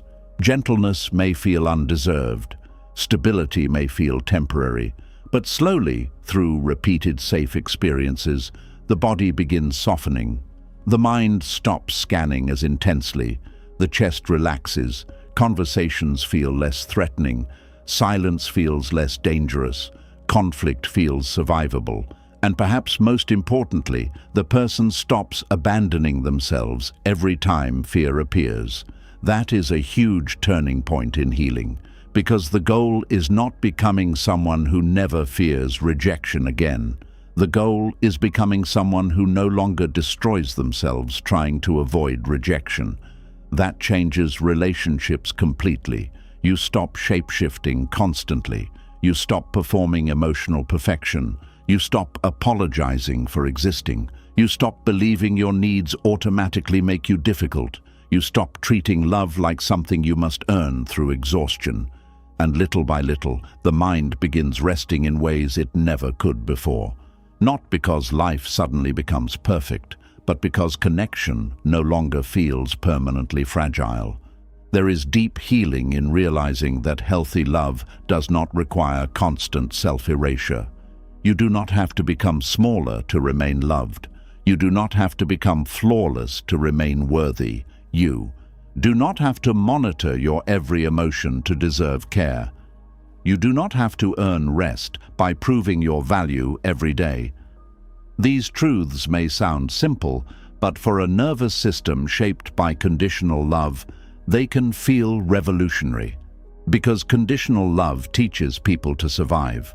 Unconditional love teaches people to breathe. And many people are discovering for the first time how exhausted they truly were from holding their breath emotionally all those years. Always waiting, always proving, always monitoring, always adapting, always fearing that one wrong move could cost connection. That is not peace. Peace begins when love no longer feels like something hanging above your head, waiting to be removed. Peace begins when your nervous system realizes that imperfection does not automatically equal abandonment. Peace begins when you stop turning yourself into a project designed to secure affection. Peace begins when you understand that real connection does not require constant performance. And perhaps the deepest healing of all begins when you finally stop treating your own love for yourself as conditional too. Because if you only offer yourself kindness after success, after calmness, after perfection, after achievement, then your mind will remain restless no matter how much external love you receive. The nervous system watches how you treat yourself closely. If you abandon yourself whenever you struggle, your body learns that love is unstable even inside your own mind. But when you begin staying with yourself during fear, shame, sadness, insecurity, exhaustion, and imperfection, something powerful changes internally. You begin becoming a safer place for yourself. And once that happens, the mind slowly stops fighting so hard to secure safety from everywhere else. Because deep down, what the nervous system wanted all along was not perfection. It wanted reassurance that love could survive your humanity. And once you begin to understand how deeply conditional love shaped your inner world, another painful pattern starts becoming impossible to ignore. You realize that much of your life has been built around one exhausting question, repeating quietly beneath everything you do. Have I done enough to deserve my place here today? That question alone can drain the soul for years. There is a kind of pain that rarely looks dramatic from the outside. No one sees bruises, no one hears shouting, no one notices the damage immediately. But inside, the person is constantly exhausted because every single day feels like another attempt to prove they are worthy of existing, worthy of rest, worthy of love, worthy of respect, worthy of peace. This is the quiet violence of trying to earn your worth every day. It begins so subtly that many people mistake it for ambition, responsibility, discipline, or maturity. They push themselves hard. They stay productive. They try to be dependable. They constantly improve. They rarely stop moving. And because society often rewards this behavior, nobody notices the suffering underneath it. But beneath all that effort is often a person terrified that if they stop proving themselves, they will stop mattering. That fear changes the entire way a person lives. It turns rest into guilt. It turns mistakes into shame. It turns ordinary days into emotional evaluations. It turns self-worth into a performance review that never ends. And slowly, life stops feeling like something you experience. It starts feeling like something you must continuously earn access to. Some people wake up already feeling behind before the day even begins. Their nervous system immediately asks what they need to accomplish in order to deserve peace later. Even moments of stillness become uncomfortable because deep down they believe value only exists inside productivity, usefulness, achievement, or emotional perfection. So they keep moving, keep helping, keep producing, keep performing, keep overextending themselves. Not because they truly want to all the time, but because slowing down forces them to face a terrifying question. Who am I when I am not proving something? That question is difficult for many people because their identity became tied to earning worth very early in life. Maybe they were praised only when they succeeded. Maybe they received attention only when they performed well. Maybe they learned that mistakes brought disappointment. Maybe they felt emotionally invisible unless they were useful. Maybe they became the responsible one, the achiever, the caretaker, the emotionally strong one. And over time, their nervous system absorbed a dangerous belief. My value depends on what I can provide. That belief follows people everywhere, into relationships, into careers, into friendships, into healing, into spirituality, into rest. Even self-care becomes another way to earn worth instead of genuinely care for oneself. This is why some people cannot relax during rest days. Their body may sit still, but internally they feel anxious, guilty, restless. They begin thinking about what they should be doing instead. Their nervous system interprets stillness as danger because productivity became emotionally connected to safety. And when worth feels conditional upon usefulness, exhaustion becomes inevitable. A human being cannot carry the burden of proving their value every single day without eventually collapsing internally. Yet many people do exactly that for years. They become addicted to being needed because being needed temporarily quiets the fear of being worthless. They become addicted to achievement because success creates temporary emotional relief. They become addicted to helping others because serving people makes them feel valuable. But the relief never lasts long because the wound underneath remains untouched. The wound says, if I stop earning my place, I may lose love. That fear creates a life where the nervous system never truly rests. Even accomplishments become emotionally complicated. A person may achieve something important, but instead of feeling satisfied, their mind immediately moves toward the next thing they must accomplish to remain worthy. There is no arrival, no deep exhale, no lasting peace. Only another task, another expectation, another standard, another attempt to secure value. This creates enormous emotional emptiness because the person slowly loses connection with their inherent worth. They no longer believe they deserve care simply because they are human. Everything becomes transactional emotionally. I deserve rest because I worked hard. I deserve love because I was useful. I deserve kindness because I performed correctly. I deserve acceptance because I did not disappoint anyone. But what happens on the days when you are tired? What happens when you fail? What happens when you are emotionally messy? What happens when you cannot perform? People who build their identity around earned worth often struggle deeply during difficult seasons because their self-esteem collapses the moment they cannot maintain performance. Illness becomes terrifying, burnout becomes shameful. Emotional overwhelm becomes proof of failure because they were never taught that worth remains even when productivity disappears. This is one of the cruelest lessons many people unconsciously absorb growing up. They learn that their humanity alone is not enough. They believe they must compensate for existing by constantly offering something valuable in return. So now they overwork themselves emotionally, trying to justify their own presence. This is why many highly capable people secretly feel exhausted all the time. They are not only carrying responsibilities, they are carrying the emotional burden of believing their worth depends on how well they handle those responsibilities. That pressure is crushing, and what makes it even sadder is that many people become so used to this pressure that they stop recognizing it as suffering. They call it being driven, being disciplined, being ambitious, being responsible. But internally, they are terrified of becoming unimportant. So they keep earning, Every day becomes another audition for worthiness. They smile while exhausted.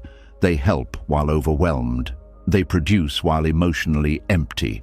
They push through burnout because stopping feels emotionally unsafe. And eventually, the body begins screaming what the soul has been whispering for years. I cannot survive endless proving. Burnout is often more than physical exhaustion. Sometimes it is the collapse that happens when a person can no longer carry the emotional pressure of earning their existence constantly. The nervous system becomes overwhelmed, the body grows tired, motivation disappears, joy fades, and many people become confused because they spent years doing everything right. But no amount of achievement can permanently soothe a nervous system that believes worth must be earned continuously. This is why external success often fails to create lasting peace. A person may become highly successful while still feeling internally insecure because achievement never healed the deeper belief underneath it. The belief that says, I am only valuable when I perform. That belief creates a very fragile relationship with yourself. Because now your self-worth rises and falls constantly depending on your productivity, appearance, emotional control, social success, usefulness, or accomplishments. One good day makes you feel temporarily enough. One bad day makes you feel worthless again. That emotional instability becomes exhausting. A healthy sense of worth does not disappear every time you struggle. A healthy sense of worth does not require constant evidence. A healthy sense of worth remains present even during imperfection. But many people were never taught that. They were taught performance, comparison, achievement, productivity, image management, emotional suppression, self-sacrifice. They were taught how to earn approval, not how to feel inherently worthy. So now they move through life constantly negotiating with themselves emotionally. I can rest after I finish more. I can feel proud after I improve further. I can relax once I become better. I can love myself after I fix everything. But the finish line keeps moving, because the nervous system is not actually chasing achievement, it is chasing safety. And safety cannot be built on endless conditions. This is why some people secretly feel panic whenever they are not being productive. Without tasks, goals, helping, or achievement, they suddenly feel emotionally exposed.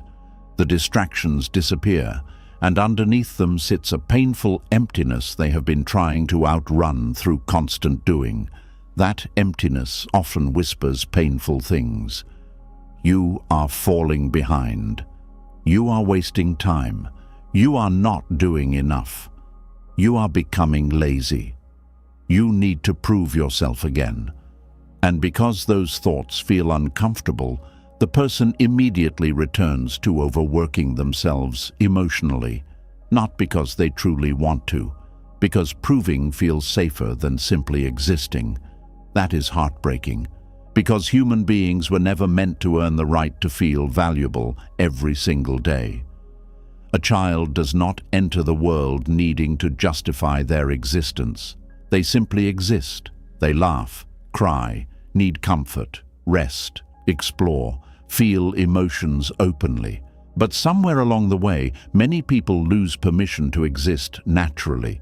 They begin shaping themselves around approval. And approval is dangerous when it becomes the foundation of self-worth, because approval is unstable. Some people will approve of you, others will not. Some days you will succeed, other days you will fail. Some seasons you will feel strong, other seasons you will struggle.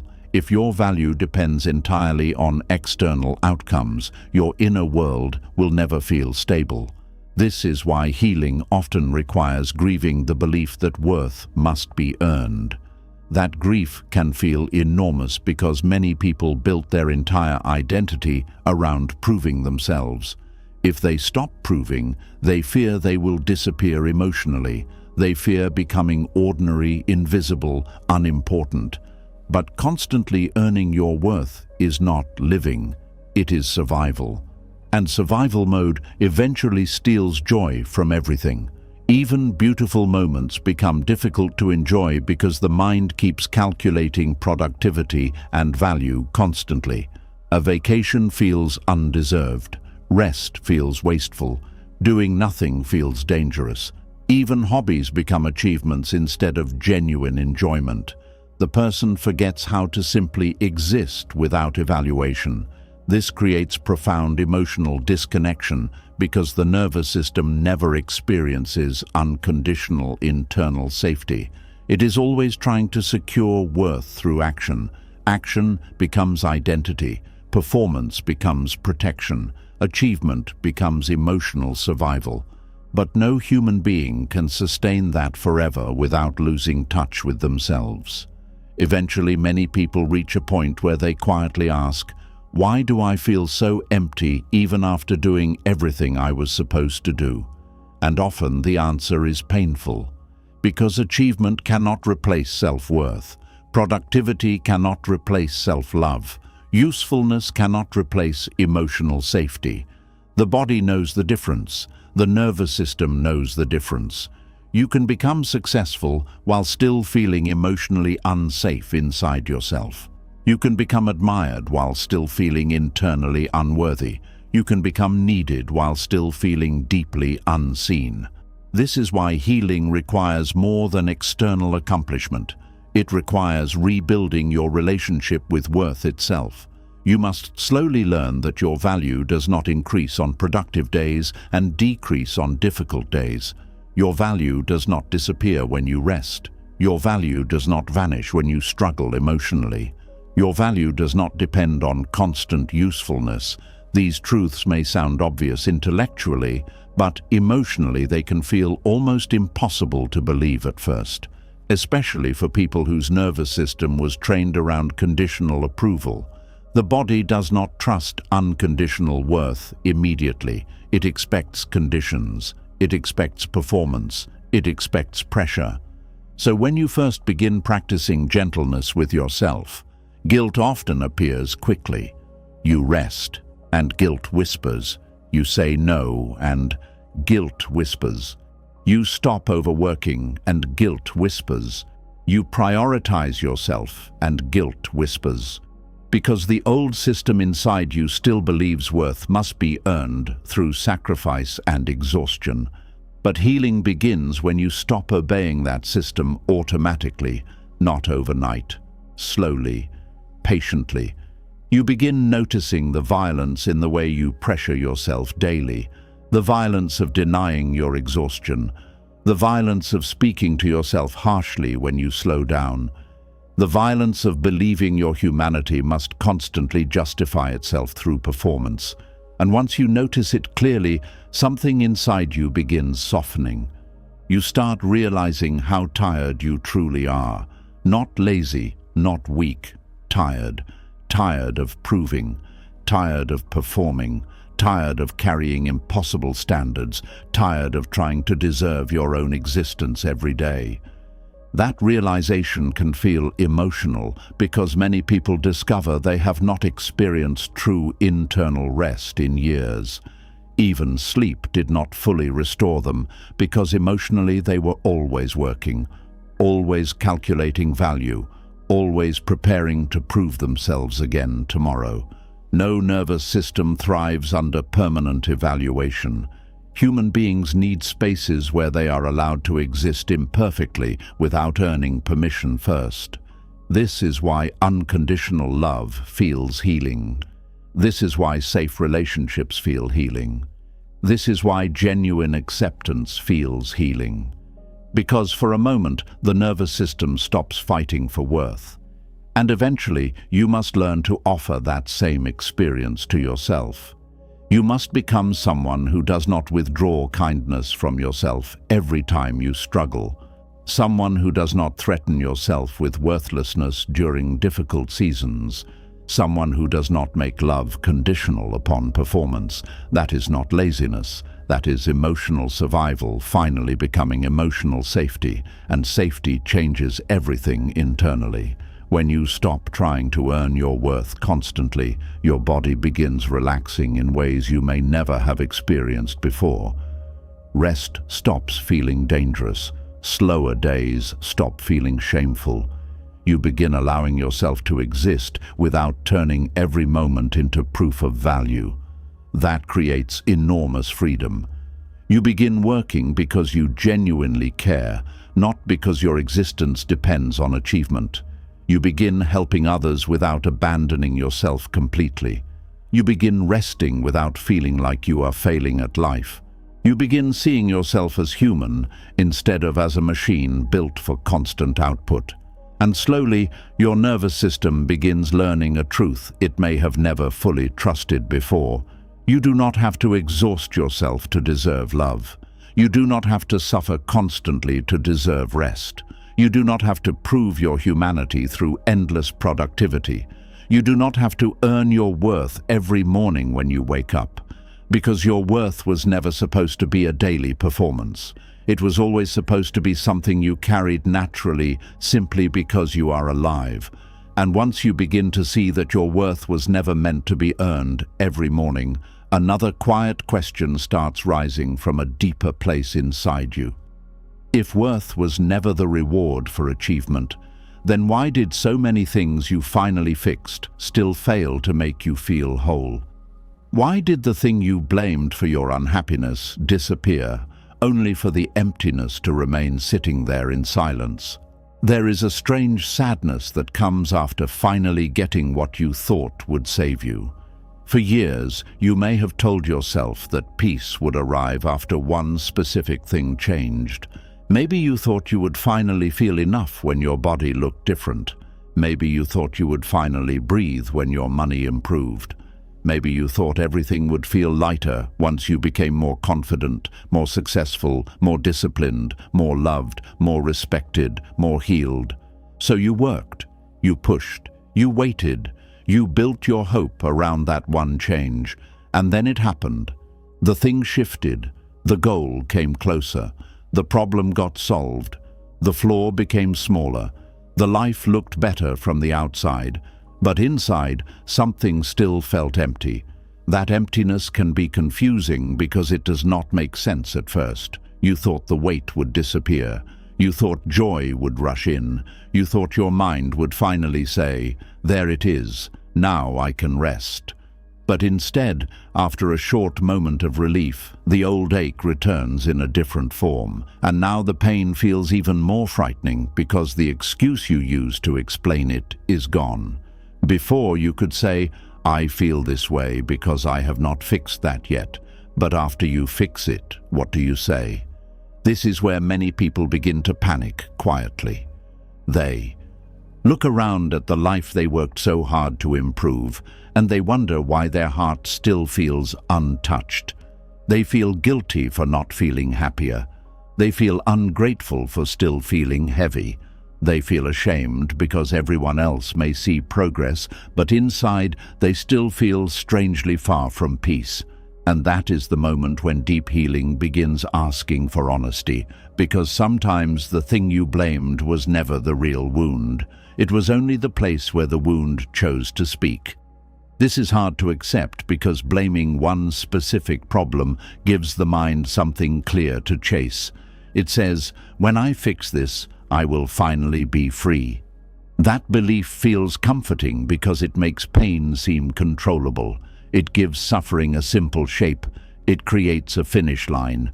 And human beings love finish lines because finish lines promise relief. But emotional pain is not always that simple. Sometimes what you call the problem is only the surface. Beneath it sits something older, quieter, and much more tender. The body you blamed may not have been the real wound. The real wound may have been years of feeling unworthy of being seen. The achievement you chased may not have been the real solution. The real ache may have been the need to finally feel valuable without proving anything. The relationship you thought would complete you may not have been the missing piece. The deeper hunger may have been the desire to feel safe inside yourself. And when the deeper wound remains unnamed, fixing the surface problem brings only temporary relief. This is why so many people feel confused after major life changes. They lose the weight, but still criticize the mirror. They get the job, but still feel like they are pretending. They receive the love, but still fear being abandoned. They make more money, but still feel unsafe. They move away, start over, change their routine, improve their habits, and still wake up with the same quiet heaviness living inside them. Not because the changes were useless, but because external change cannot fully heal internal disconnection. It can help, it can support healing, it can create better conditions, but it cannot replace the deeper work of meeting the pain you were hoping those changes would erase. That is where many people become trapped. They assume the emptiness means they chose the wrong goal, so they immediately search for another thing to fix, another habit, another flaw, another dream, another transformation. They think, maybe this was not enough, maybe I need more. More success, more beauty, more control, more discipline, more recognition, more healing, more achievement. And the chase begins again. But if the root wound is never touched, every new goal becomes another temporary distraction from the same old ache. This does not mean goals are bad. Growth is not the enemy. Improvement is not the problem. The danger begins when you place your entire emotional rescue inside one future outcome. Because then, when the outcome arrives and your heart still feels lonely, you may begin to believe something is deeply wrong with you. But maybe nothing is wrong with you. Maybe you are simply trying to use achievement to answer a question only acceptance could answer. That question is often simple but painful. Am I enough as I am? Many people spend years trying to answer that question with evidence. They gather achievements like proof. They gather compliments like proof. They gather body changes, money, success, knowledge, discipline, relationships, and approval. They bring all of it before their own wounded heart and say, "See, am I enough now?" But the wounded heart does not heal through evidence alone. It heals through safety. It heals through presence.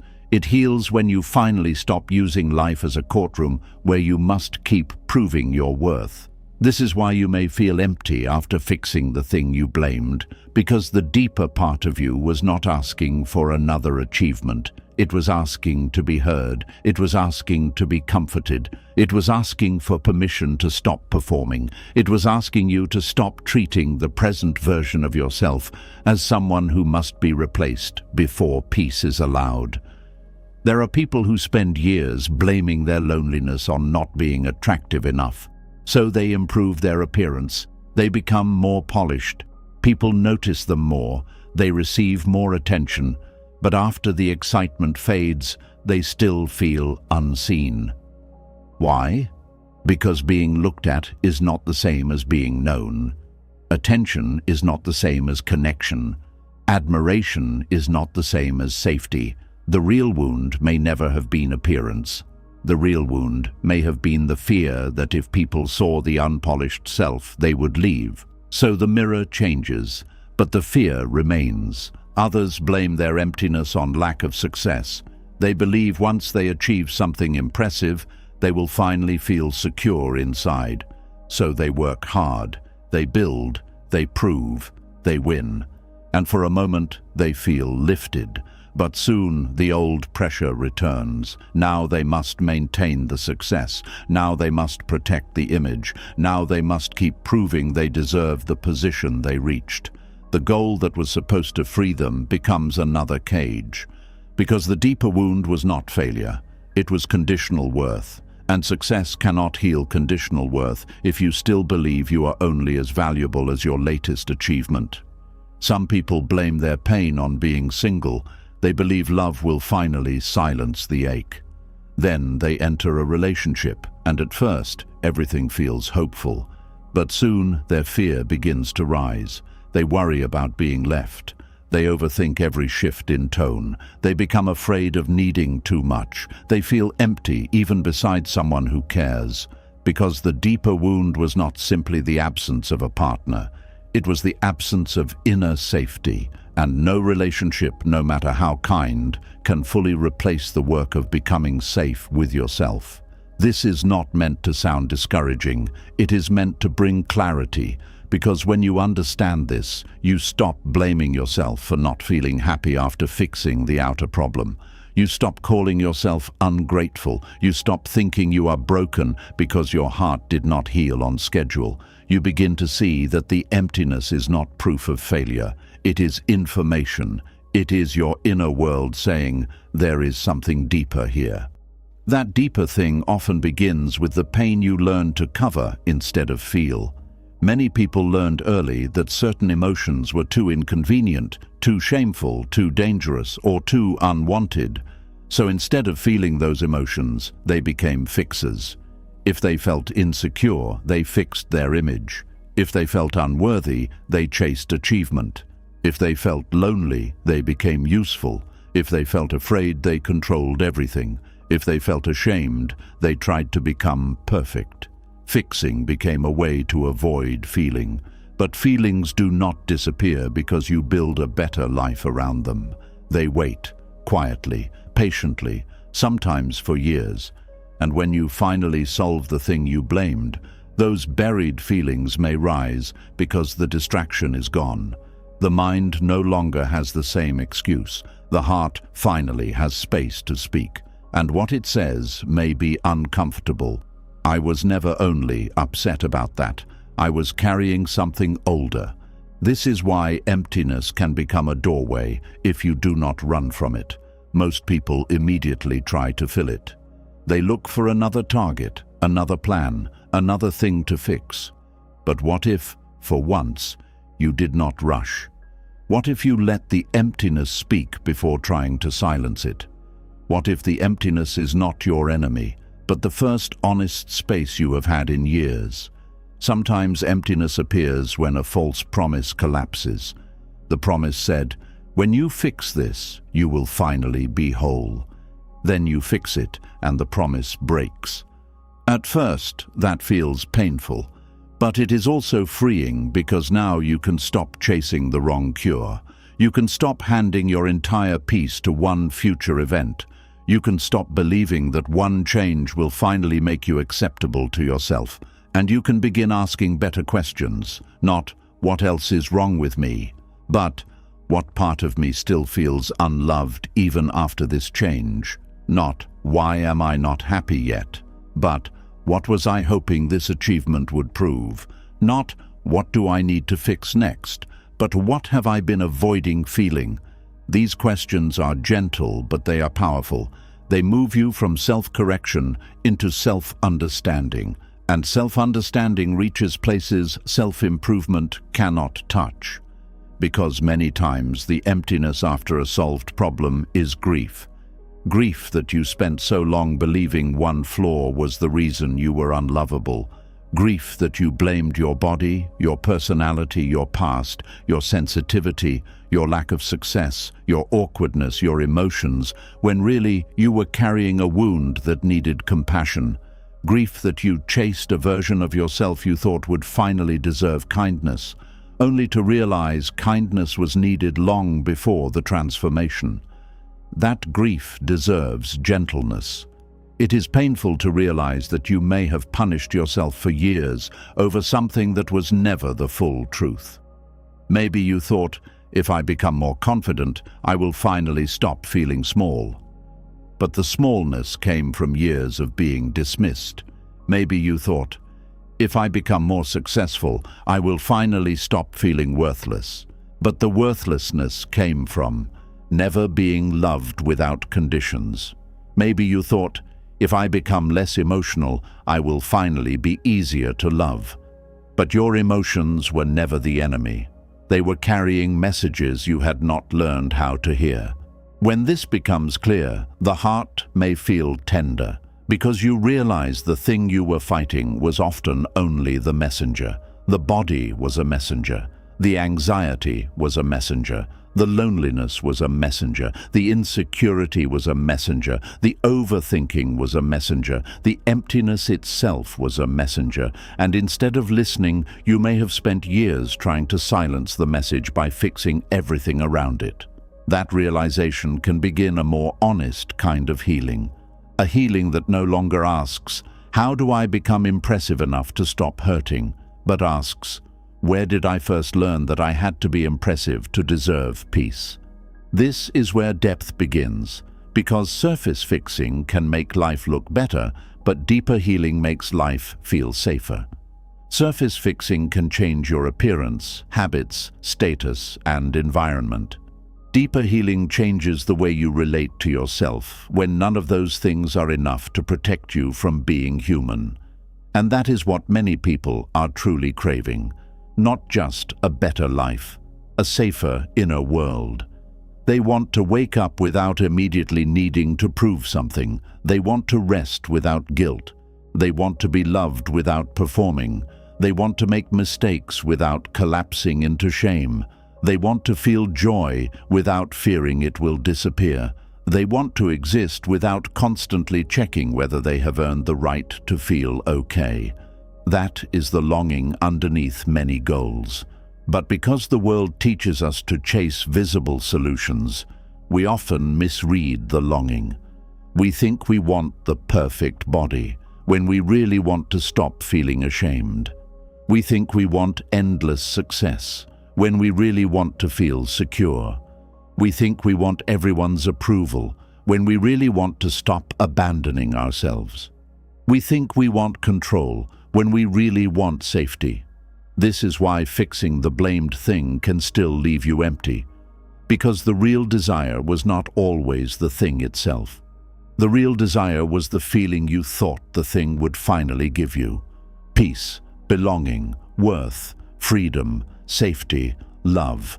And when the thing does not deliver those feelings permanently, disappointment rises. But disappointment can become wisdom if you let it.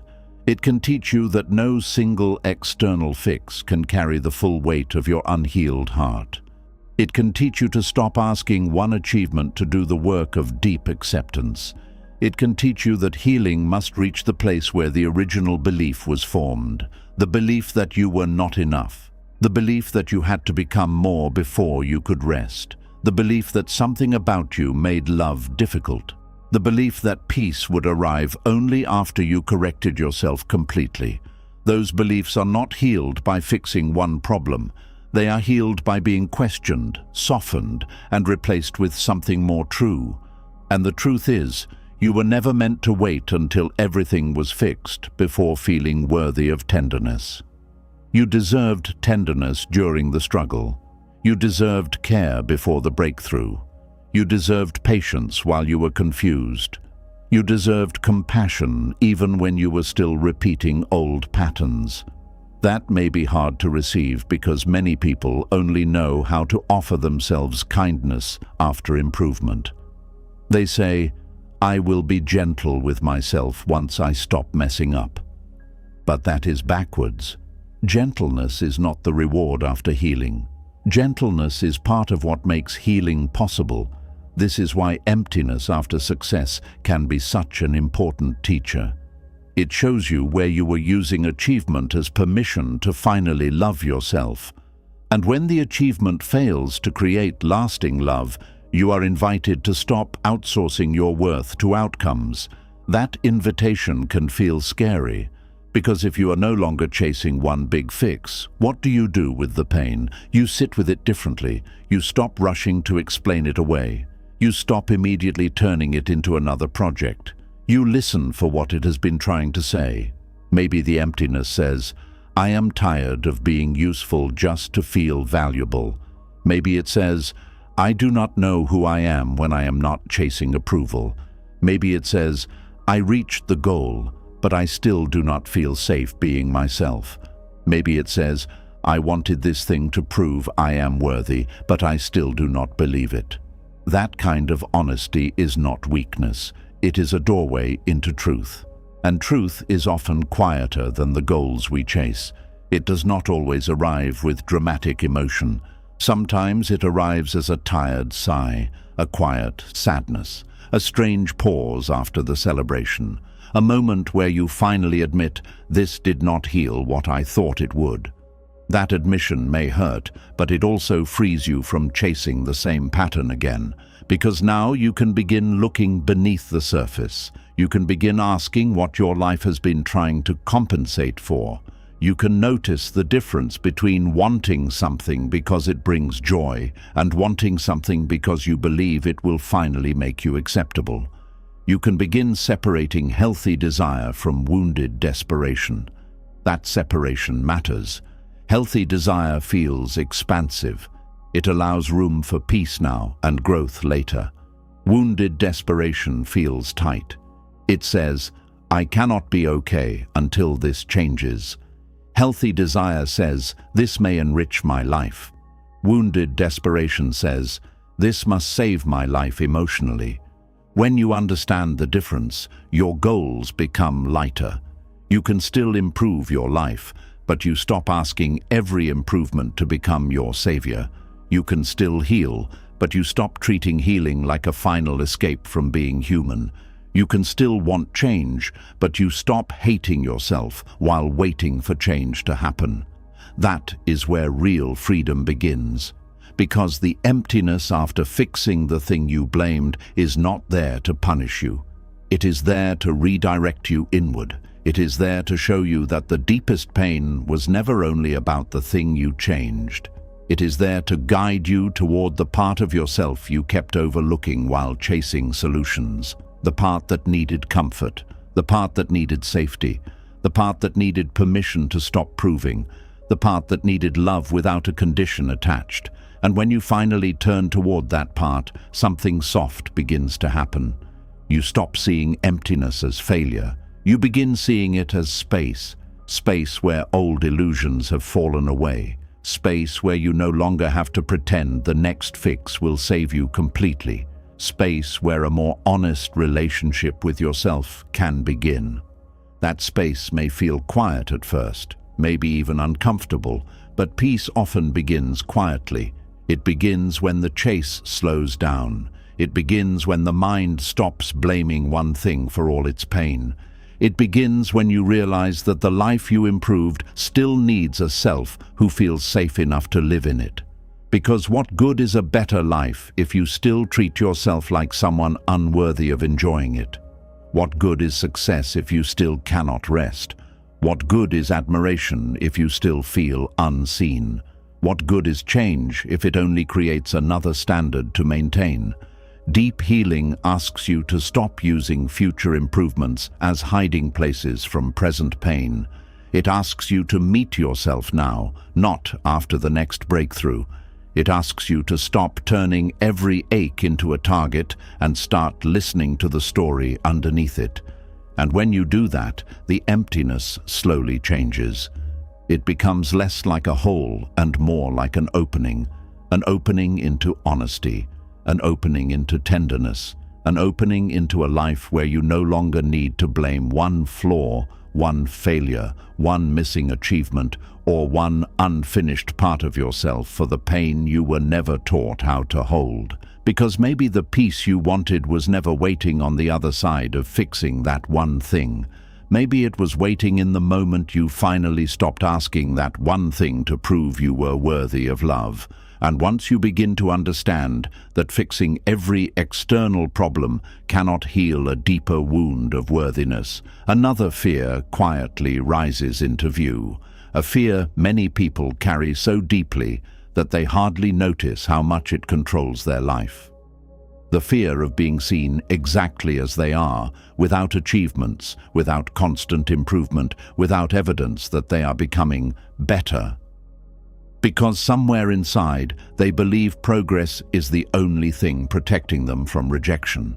There is a painful vulnerability in standing still long enough for people to see you without your usual signs of growth. No new achievement to mention, no impressive update, no emotional breakthrough, no polished version of yourself to present. Just you, unfinished, uncertain, still learning, still carrying flaws that have not disappeared yet. For many people, that feels terrifying. Not because they are shallow or fake, but because progress became their emotional armor. It became the thing that helped them feel valuable, acceptable, safe, and worthy of attention. As long as they were improving, healing, achieving, evolving, or overcoming something, they could avoid the deeper fear underneath it all. What if I am not enough without all of this? That question sits quietly beneath many people's lives. It follows them into conversations, into relationships, into social media, into work, into healing, into friendships, into the way they speak about themselves. They feel pressure to always be moving forward, always becoming wiser, stronger, healthier, calmer, more successful, more emotionally evolved. Because if progress stops, they fear exposure. Exposure of the insecure self, the confused self, the exhausted self, the version of them that still struggles, the version that is not inspiring, impressive, or fully healed yet. This creates a strange emotional performance where people begin organizing their identity around visible improvement. They become attached not only to growth itself, but to appearing like someone who is always growing. And while growth can be beautiful, constantly needing to appear improved becomes emotionally exhausting, because human beings are not machines designed for endless upward motion. Some seasons are slow, some seasons are messy, some seasons are uncertain, some seasons involve grief, confusion, setbacks, stillness, or emotional exhaustion. But many people secretly feel ashamed during those seasons because they no longer know how to exist without a mask of progress. This mask can look different for everyone. For some people, it is productivity. They stay busy constantly, so nobody notices how emotionally lost they feel inside. As long as they are accomplishing things, they feel protected from deeper vulnerability. For others, the mask is healing itself. They always speak about personal growth, breakthroughs, self-awareness, emotional intelligence, and transformation. But privately, they feel terrified of being seen in moments where they are still struggling deeply. Others use confidence as the mask. They appear strong, independent, calm, and unbothered, while secretly carrying enormous fear of being emotionally exposed. And some people use helpfulness. They become the one everyone relies on because usefulness helps them avoid the fear that they may not be lovable simply for existing. But beneath every version of the mask is often the same quiet terror. If people see the unfinished parts of me, they may stop valuing me. That fear creates enormous pressure inside the nervous system, because now every interaction becomes partly performative. You feel pressure to present a version of yourself that appears stable, improving, healing, progressing, or succeeding. Even when you are hurting internally, you may feel unable to admit it fully because vulnerability feels dangerous without proof that you are working on it. This is why many people struggle to simply say, "I am having a hard time." Instead, they quickly add explanations. "But I'm improving. But I'm learning from it. But I'm healing. But I'm trying." Because they fear being seen without visible progress attached to the pain. Pain alone feels too risky, and this often begins very early in life. Some people learned that they received more attention when they performed well. Others learned they were praised when they appeared mature, strong, successful, resilient, or emotionally composed. Some learned that vulnerability made others uncomfortable. Others learned that struggling openly brought criticism instead of comfort. So they adapted. They became high-functioning, self-aware, independent, productive, helpful, impressive, and slowly they stopped allowing themselves to simply be human in public. Everything became filtered through the need to remain emotionally acceptable. That creates deep loneliness, because people may admire the mask without truly knowing the person underneath it. Others may praise your growth while never seeing your fear. They may celebrate your strength while never noticing how tired you are from carrying it constantly. And over time, you may begin wondering whether people would still value you if the progress stopped for a while. Would they still stay if you were confused? Would they still care if you were not productive? Would they still love you if you were emotionally messy? Would they still see you if you were not constantly becoming better? Those questions hurt because many people secretly do not know the answer, not only because of how others treated them, but because they themselves have become uncomfortable with their own unfinished humanity. This is the hidden danger of building identity around progress. You begin believing your evolving self is lovable, but your present self is not. So you keep reaching forward emotionally, trying to stay one step ahead of exposure. But healing cannot happen while constantly running from your current self. Eventually, the nervous system becomes exhausted from carrying the mask. Maintaining it requires constant emotional management. You monitor how you appear. You carefully choose what struggles to reveal. You edit your emotions into digestible forms. You turn pain into wisdom quickly because raw pain feels too unsafe to show. And this creates emotional disconnection from yourself, because some feelings do not need immediate transformation. Some feelings simply need room to exist honestly. Grief does not always arrive with a lesson immediately. Confusion does not always become clarity overnight. Some seasons are unresolved for a while. But many people feel guilty for unresolved emotions because they believe healing should always look like visible progress. So instead of sitting honestly with themselves, they rush to improve their pain into something presentable. That rush creates emotional loneliness. The nervous system never fully experiences acceptance because even vulnerability becomes partly managed. The person may share their struggles, but only the polished version. Only the version already packaged with growth, insight, or progress attached. Rarely the raw version. Rarely the uncertain version. Rarely the deeply unfinished version. And yet, those hidden parts often carry the deepest need for compassion. There is something profoundly healing about being seen without your usual armor and discovering you are still worthy of care. But many people avoid this experience because they are terrified the opposite will happen. They fear people will lose respect, interest, attraction, admiration, or love once the polished image cracks. So they continue performing progress. Even exhaustion becomes hidden. Even loneliness becomes hidden. Even fear becomes hidden beneath motivational language and emotional composure. But the body always knows when something is being carried alone. This is why some people feel emotionally tired even around people who love them. They are not resting fully in connection because they are still partially managing perception. A part of them remains emotionally guarded. A part of them is still asking, "Am I acceptable like this?" That question keeps the nervous system alert. True rest requires safety. And safety becomes difficult when you believe your value depends on remaining emotionally impressive. Many people secretly fear stagnation, not only because they want growth, but because stagnation feels like exposure. If they stop progressing, they worry others will finally notice the flaws they were trying to outrun through achievement and healing. This fear becomes especially strong in cultures obsessed with optimization.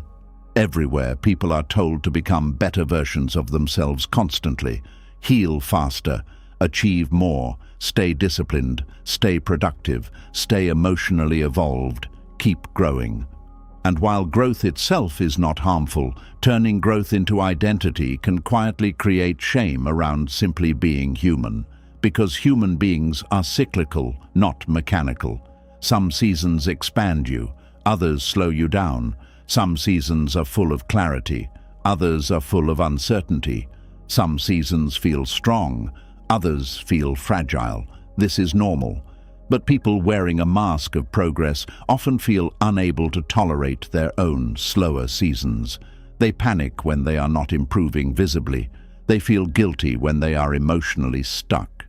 They compare themselves constantly to who they think they should be by now. And underneath all of it is often the same fear. If I stop progressing, people may finally see the parts of me I have been hiding. That fear can become so powerful that even healing becomes performative. The person begins measuring their emotional worth by how evolved they appear. They pressure themselves to heal beautifully, to suffer gracefully, to process perfectly, to emerge wiser quickly. But healing is not always graceful. Sometimes it is messy. Sometimes it is repetitive. Sometimes it is quiet. Sometimes it looks like surviving one difficult day without abandoning yourself. The nervous system does not heal according to performance timelines. It heals through safety, honesty, and consistency. And honesty requires removing the mask eventually, not all at once, gently, slowly. You begin admitting when you are tired instead of pretending you are growing through everything effortlessly. You begin allowing yourself to be uncertain without apologizing for it immediately. You begin realizing that your worth does not disappear during slower seasons. That realization changes something deep inside the body, because the body is exhausted from constant self-presentation. It is exhausted from trying to appear emotionally acceptable at all times. It is exhausted from needing every struggle to become proof of growth instantly. There is tremendous relief in finally allowing yourself to exist without performing improvement constantly, to simply say, I do not know. I am struggling. I am tired. I am still figuring this out. Without immediately trying to transform those statements into something inspirational, that honesty creates real connection, not performance-based connection, human connection, the kind where you no longer need to earn care through emotional perfection. Many people have spent years believing they must become emotionally impressive to deserve love, so they hide their neediness, hide their confusion, hide their fear, hide their grief.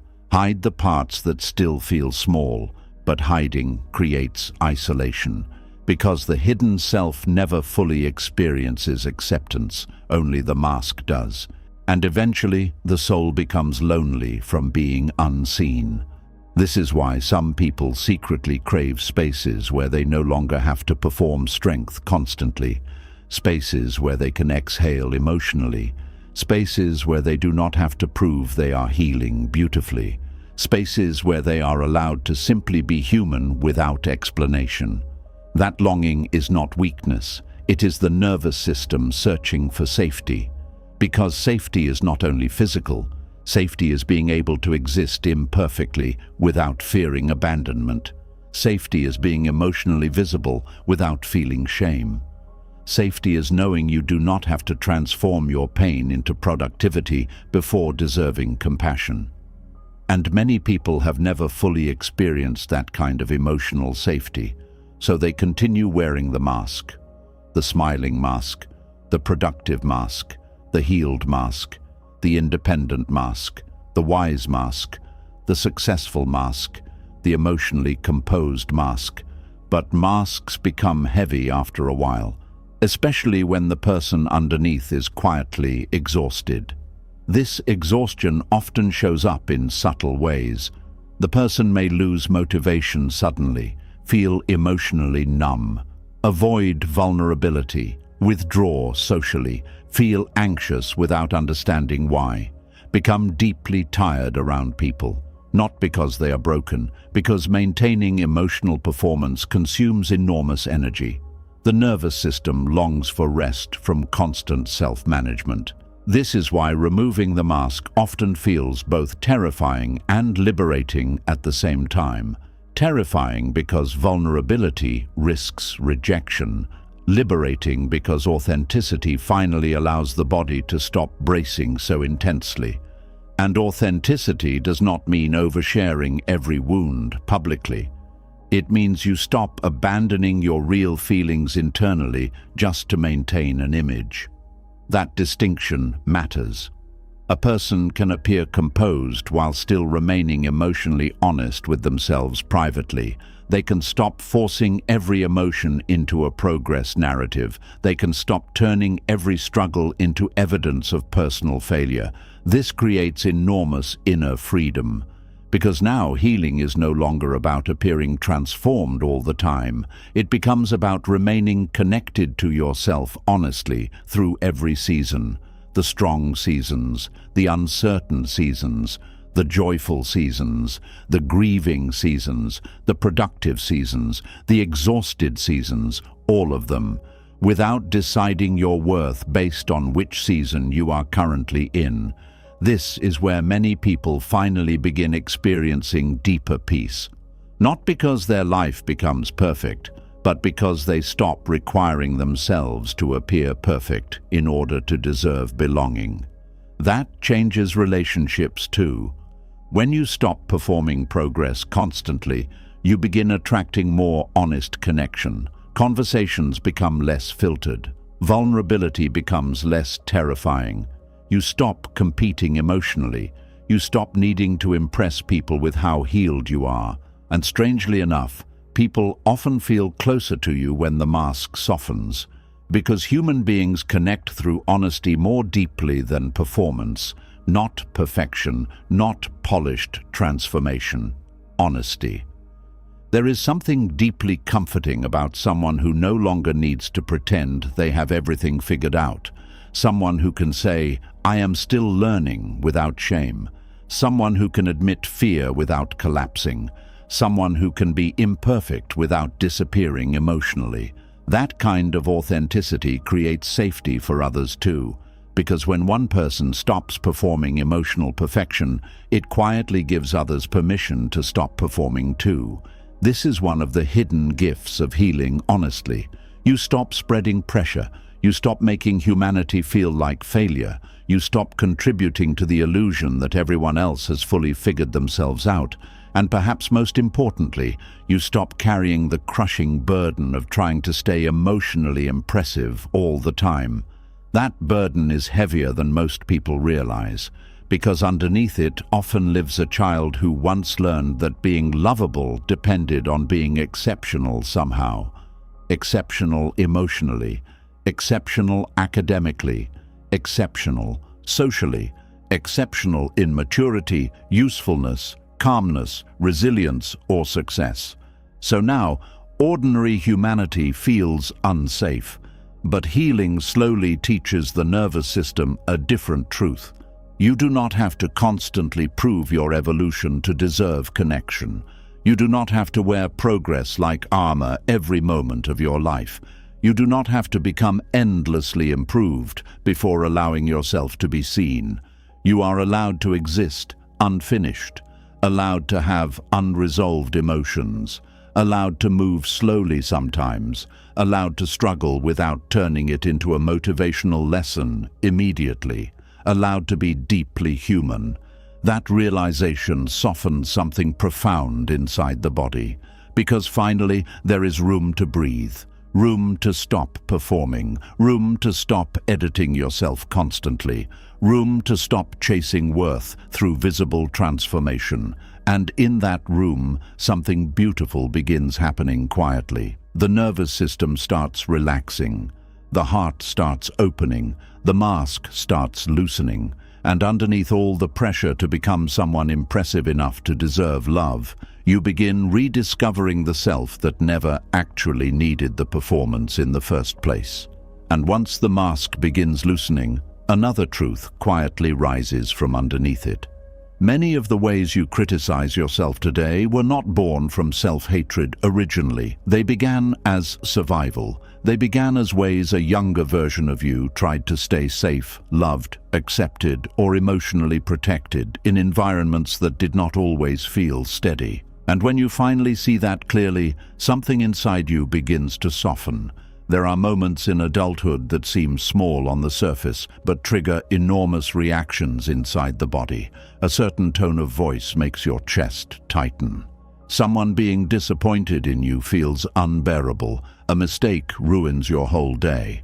Silence from another person sends your thoughts racing. Criticism lingers for weeks. You apologize too quickly. You over-explain. You feel guilty resting. You panic when someone seems upset with you. And deep down, part of you already knows the reaction is bigger than the moment itself.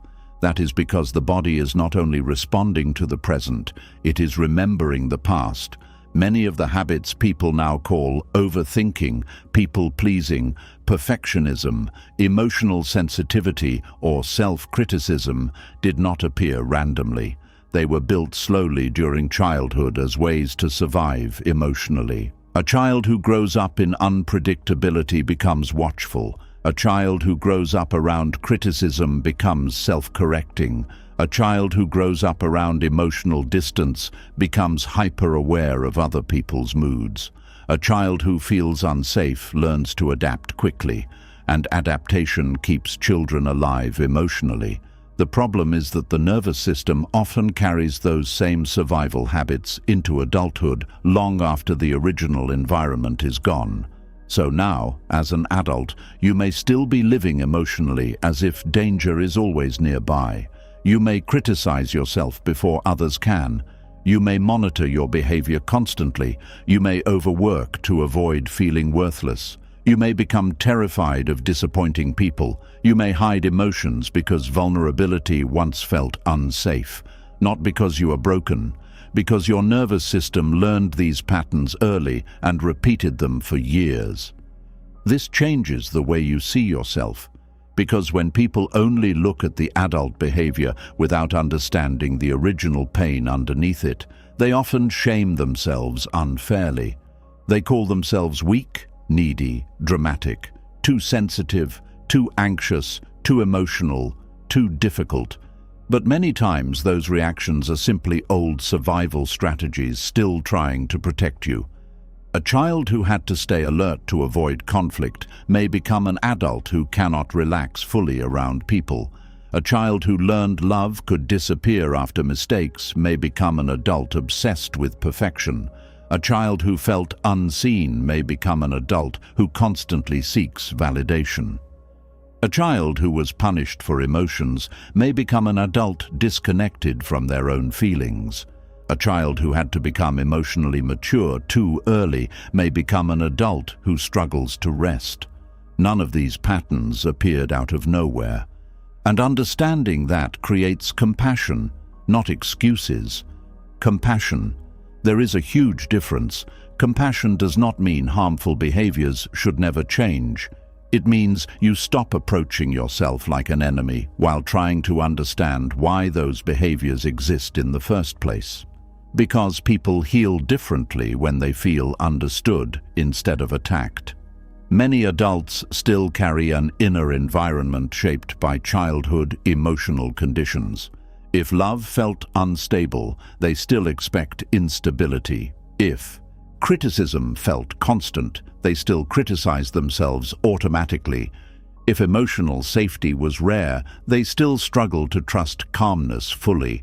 This is why certain reactions feel almost automatic. The nervous system does not pause and think logically first. It reacts according to old emotional conditioning. A person who grew up around anger may panic during small disagreements.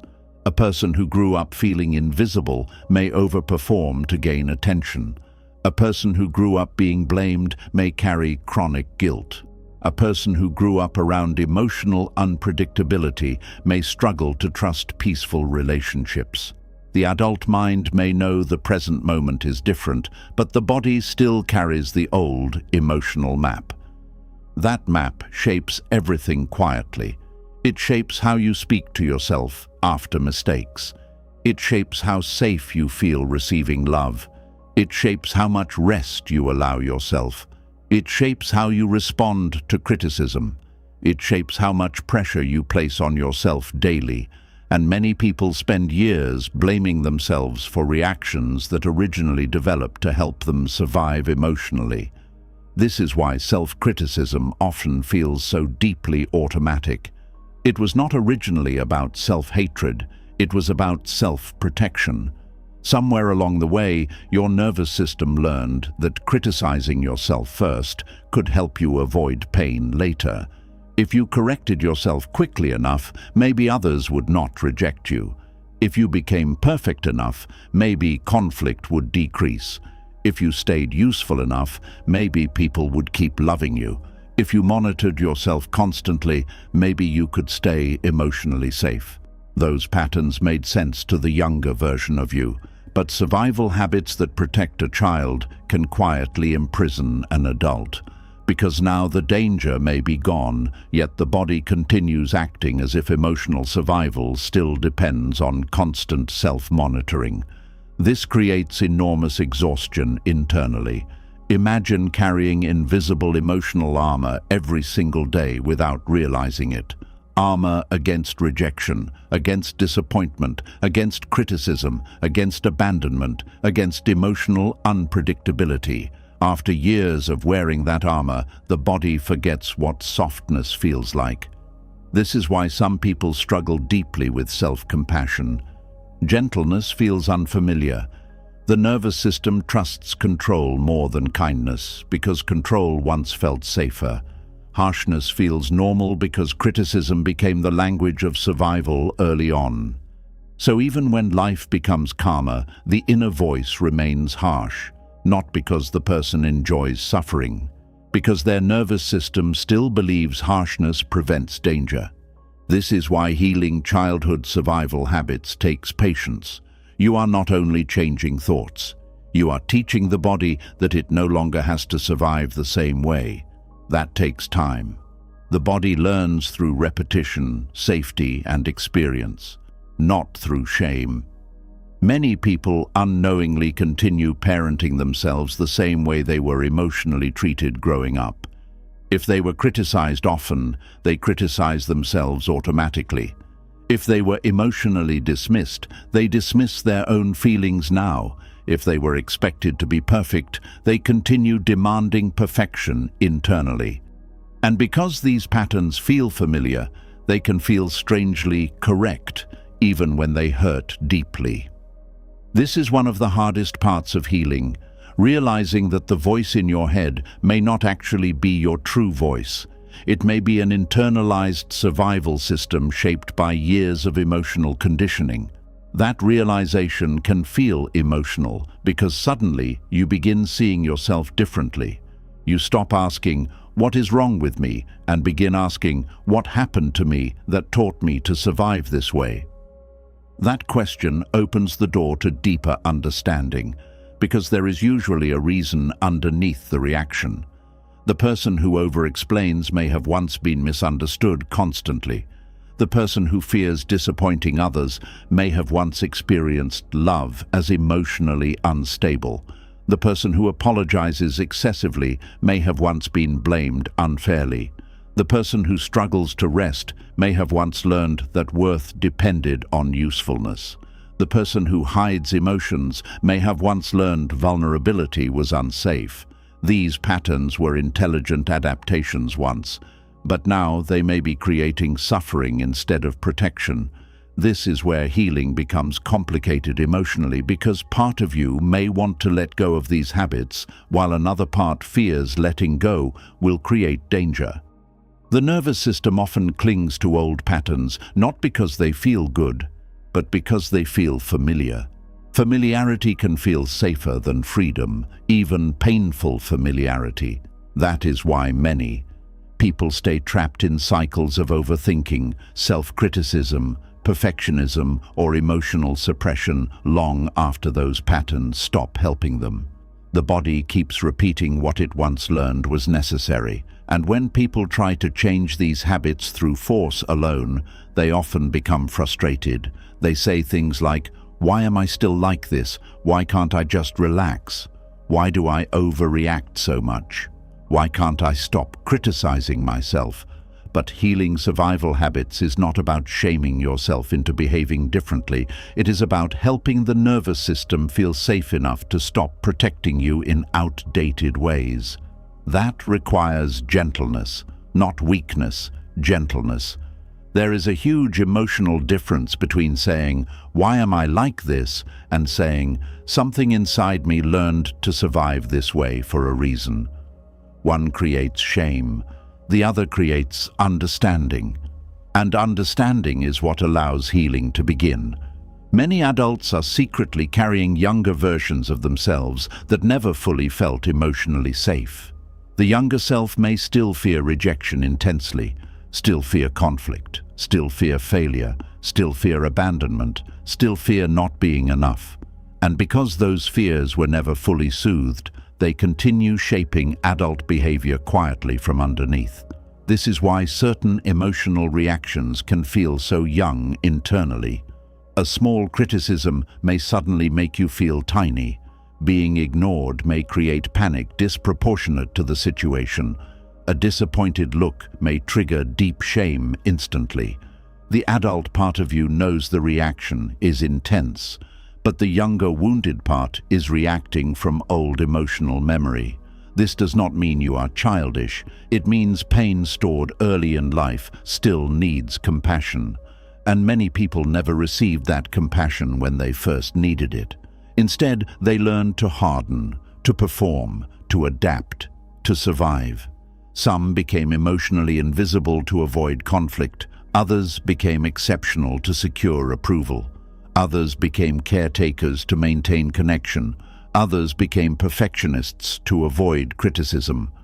But underneath all those survival identities was often a child simply trying to feel emotionally safe. That child still exists inside many adults today, not literally frozen in time, but emotionally influencing reactions beneath awareness. This is why healing often involves grieving childhood experiences more deeply than people expect. Not always dramatic trauma. Sometimes grief comes from emotional absence, lack of safety, lack of reassurance, lack of consistent tenderness, lack of permission to simply be human. Many people grew up physically cared for but emotionally unsupported. Their emotions were minimized, their fears dismissed, their needs treated like burdens, their vulnerability ignored, their worth tied to performance. And because there was no obvious catastrophe, they often invalidate their own pain later. They say, "It wasn't that bad. Others had it worse. My parents tried their best." And all of those things may be true, but pain does not disappear because someone else suffered differently. The nervous system responds to emotional reality, not comparison. A child who consistently felt unsafe emotionally adapts accordingly. And those adaptations eventually become personality patterns in adulthood. This is why healing requires honesty without blame. You do not need to demonize your past to acknowledge how it shaped you. You do not need to hate the people who hurt you in order to recognize the impact. You simply need enough honesty to stop treating your current reactions like random flaws disconnected from your history. Because when you understand where the patterns came from, something inside you often softens. The self-criticism becomes less vicious. The shame loosens slightly. The reactions start making emotional sense. And perhaps for the first time, you stop viewing yourself as defective and begin seeing yourself as someone who adapted intelligently to difficult emotional conditions. That perspective changes healing completely. Because now healing is not about destroying old parts of yourself. It is about updating old survival systems that no longer serve you. The perfectionism no longer needs to protect you constantly. The hypervigilance no longer needs to scan every room. The people-pleasing no longer needs to secure every relationship. The emotional suppression no longer needs to hide vulnerability at all costs. Those parts can begin relaxing slowly, not through force, through safety. This is why safe relationships become so healing. A calm nervous system beside yours begins teaching your body something new. Consistent care teaches the body that love does not always disappear after mistakes. Healthy boundaries teach the body that conflict does not automatically equal abandonment. Emotional honesty teaches the body that vulnerability can survive connection. The nervous system slowly relearns life through experience. And perhaps one of the most healing experiences of all is learning that you no longer have to parent yourself through fear. You no longer need to motivate yourself through shame. You no longer need to insult yourself into improvement. You no longer need to carry emotional armor every second of the day.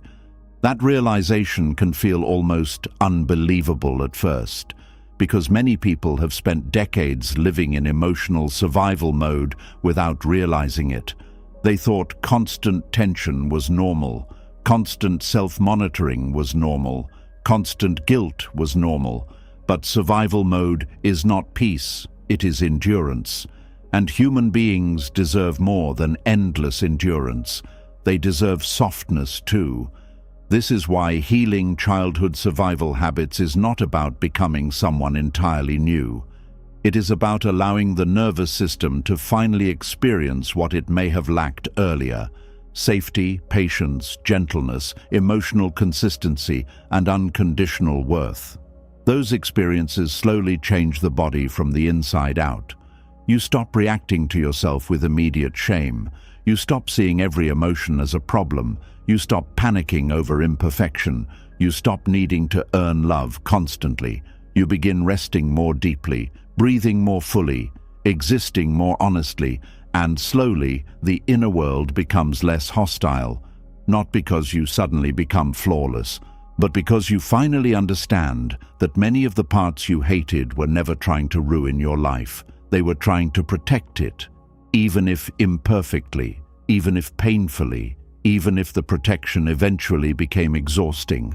That understanding changes self-criticism into compassion, and compassion is often the beginning of the deepest healing. Because the moment you stop viewing yourself as broken and begin viewing yourself as someone who adapted to survive emotionally, you stop fighting yourself so violently. You begin listening instead. You begin comforting instead of punishing. You begin asking what your nervous system still fears. You begin offering yourself the safety you once searched for everywhere else. And maybe for the first time in a very long while, the younger part of you finally starts realizing something life-changing. The danger is not everywhere anymore. You do not have to keep surviving every moment like you once did, and you no longer have to turn against yourself just to stay safe in the world. And once you begin to understand that many of your harshest patterns were once survival habits, another feeling slowly rises into awareness. A feeling that is difficult to explain because it hides beneath productivity, healing, discipline, ambition, and constant growth. From the outside, your life may look full of movement, but inside there is often a quiet loneliness that comes from never feeling allowed to simply stay as you are. Because when your entire life becomes centered around improving yourself, you slowly stop feeling emotionally known. There is a strange sadness in always feeling like your current self is only a temporary version waiting to become acceptable later. It creates a life where you are constantly reaching forward emotionally, trying to become more healed, more confident, more disciplined, more successful, more self-aware, more emotionally stable. And while growth itself is not wrong, something painful begins happening when self-improvement becomes your primary relationship with yourself. You stop meeting yourself. You start managing yourself. Every emotion becomes something to optimize. Every habit becomes a project. Every weakness becomes evidence that more work is needed. Even moments that should feel human and ordinary become opportunities for self-correction. And slowly, without realizing it, you become emotionally alone inside your own life. Many people who are deeply committed to improving themselves secretly carry enormous loneliness underneath their discipline, not because they are failing at growth, but because they no longer know how to exist without trying to become someone else. This creates a painful internal distance. The current version of you never fully receives love because all your attention is aimed toward the future version. You tell yourself you will finally relax later, finally feel worthy later, finally feel proud later, finally allow softness later, after more healing, after more growth, after more improvement. But later keeps moving, and the present self quietly waits for acceptance that never fully arrives. That waiting becomes heartbreaking over time, because human beings need more than progress. They need connection. They need rest from constant self-evaluation. They need moments where they are not viewed as unfinished projects. But many people do not know how to offer that to themselves anymore. Their mind became a workplace instead of a home. Everything is measured, tracked, analyzed, improved. Even healing becomes lonely when it turns into endless self-monitoring. You begin reading books, listening to advice, journaling, reflecting, changing habits, learning psychology, studying attachment styles, understanding trauma, observing your patterns. And while those things can help deeply, there comes a point where you may realize something painful. You have spent so much time analyzing yourself that you forgot how to simply be with yourself. That creates emotional exhaustion no amount of self-awareness can fully solve. Because self-awareness without self-compassion eventually becomes another form of self-surveillance. You begin watching yourself constantly. Was that reaction healthy? Was that attachment anxiety? Was that emotional maturity? Was that healing or avoidance? Was that insecurity? Was that trauma talking? And while understanding yourself matters, endless analysis can slowly remove you from the actual experience of living. You stop feeling life directly. You start evaluating life constantly. This is one of the loneliest parts of chronic self-improvement.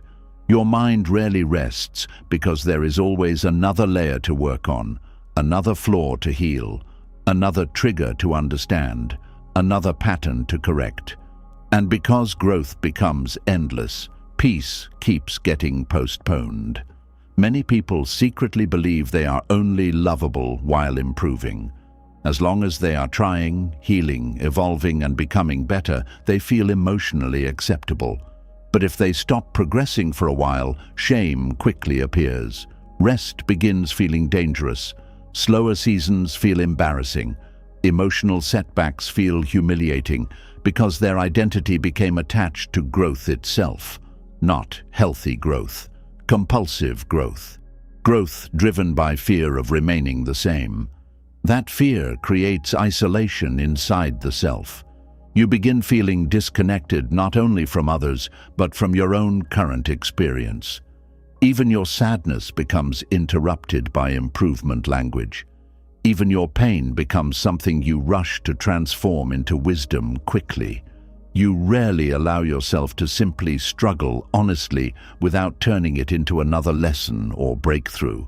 And eventually, the soul becomes tired from always needing to evolve. There are people who genuinely do not remember the last time they felt emotionally relaxed around themselves. Every day feels like another attempt to become emotionally acceptable. Even moments of rest are filled with thoughts about what still needs work. That is not peace. That is emotional labor without end. And what makes this loneliness so strange is that it often exists even when other people admire you. Others may see your discipline, your growth, your intelligence, your self-awareness, your maturity, but inside you may still feel profoundly unseen because nobody is really meeting the current version of you. Not even you.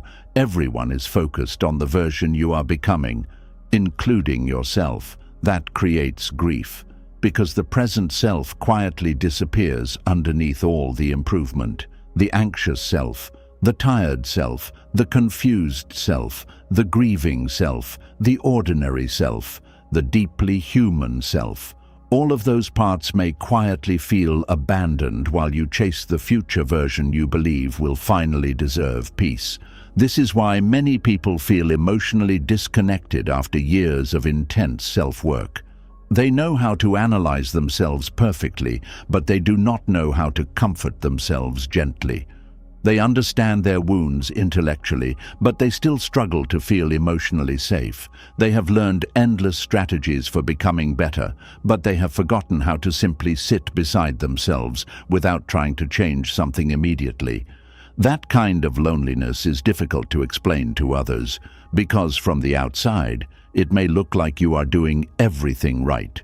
You are growing, healing, learning, improving. But internally, there is still distance between you and yourself. The current version of you still feels emotionally unchosen. This often begins in childhood without people realizing it. Many children learn that love, praise, or safety come through achievement, maturity, usefulness, emotional control, or constant self-improvement. So they grow into adults who unconsciously believe they must continuously evolve in order to deserve connection. The nervous system becomes addicted to self-improvement because improvement feels safer than simply existing. As long as you are progressing, you can avoid the terrifying fear that maybe who you are right now is not enough. That fear sits underneath many people's obsession with growth. Not because growth is wrong, because self-rejection is exhausting, and many people are using growth to escape self-rejection instead of heal it. This is why the loneliness becomes so deep. You are always leaving the current version of yourself behind emotionally. You keep reaching toward another future self while the present self quietly waits for compassion. The body feels that abandonment, it feels the pressure, it feels the endless striving, it feels the constant message saying, "You are not there yet." And eventually, even accomplishments stop feeling satisfying because the nervous system no longer knows how to arrive anywhere emotionally. One breakthrough only creates another goal. One healed pattern reveals another flaw. One success creates another expectation. There is no emotional landing place, only endless becoming that can make life feel strangely hollow even while you are improving externally, because human beings do not only need growth, they need belonging, they need softness, they need spaces where they are not performing transformation constantly, they need moments where they are not measuring themselves. But many people fear stillness because stillness removes the distraction of becoming.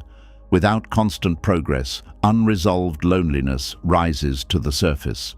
The person suddenly feels the emotional distance they have been outrunning through productivity and healing. This is why some people stay permanently busy with self-work. If they stop, they may finally feel how alone they have been with themselves. That realization can feel devastating at first. You may suddenly notice how rarely you speak to yourself gently. How often your inner voice sounds like a coach, critic, therapist, or evaluator instead of a companion. You may realize you have spent years trying to improve yourself without ever deeply accepting yourself, and acceptance is what creates emotional belonging inside the self. Without acceptance, growth becomes cold, mechanical, transactional. You become someone constantly managing your humanity instead of living it. This affects relationships deeply too. People who are always trying to improve themselves often struggle to feel truly known by others because they keep editing themselves in real time. They present the healing version, the wise version, the improving version, the emotionally aware version, but rarely the unfinished version, rarely the deeply uncertain version, rarely the exhausted version that simply wants to stop trying so hard for a moment. So even in connection, loneliness remains. Because connection without authenticity never fully reaches the nervous system. The body knows when it is still performing. This is why some people feel lonely even in loving relationships. They are loved for the version they present, but the deeper self still feels hidden. They may fear that if they stop appearing emotionally evolved, attractive, productive, or constantly improving, the connection will weaken. So they continue performing progress quietly. But performance is exhausting, and eventually the soul begins craving something deeper. Not admiration, not optimization, not endless growth. Rest. Emotional rest.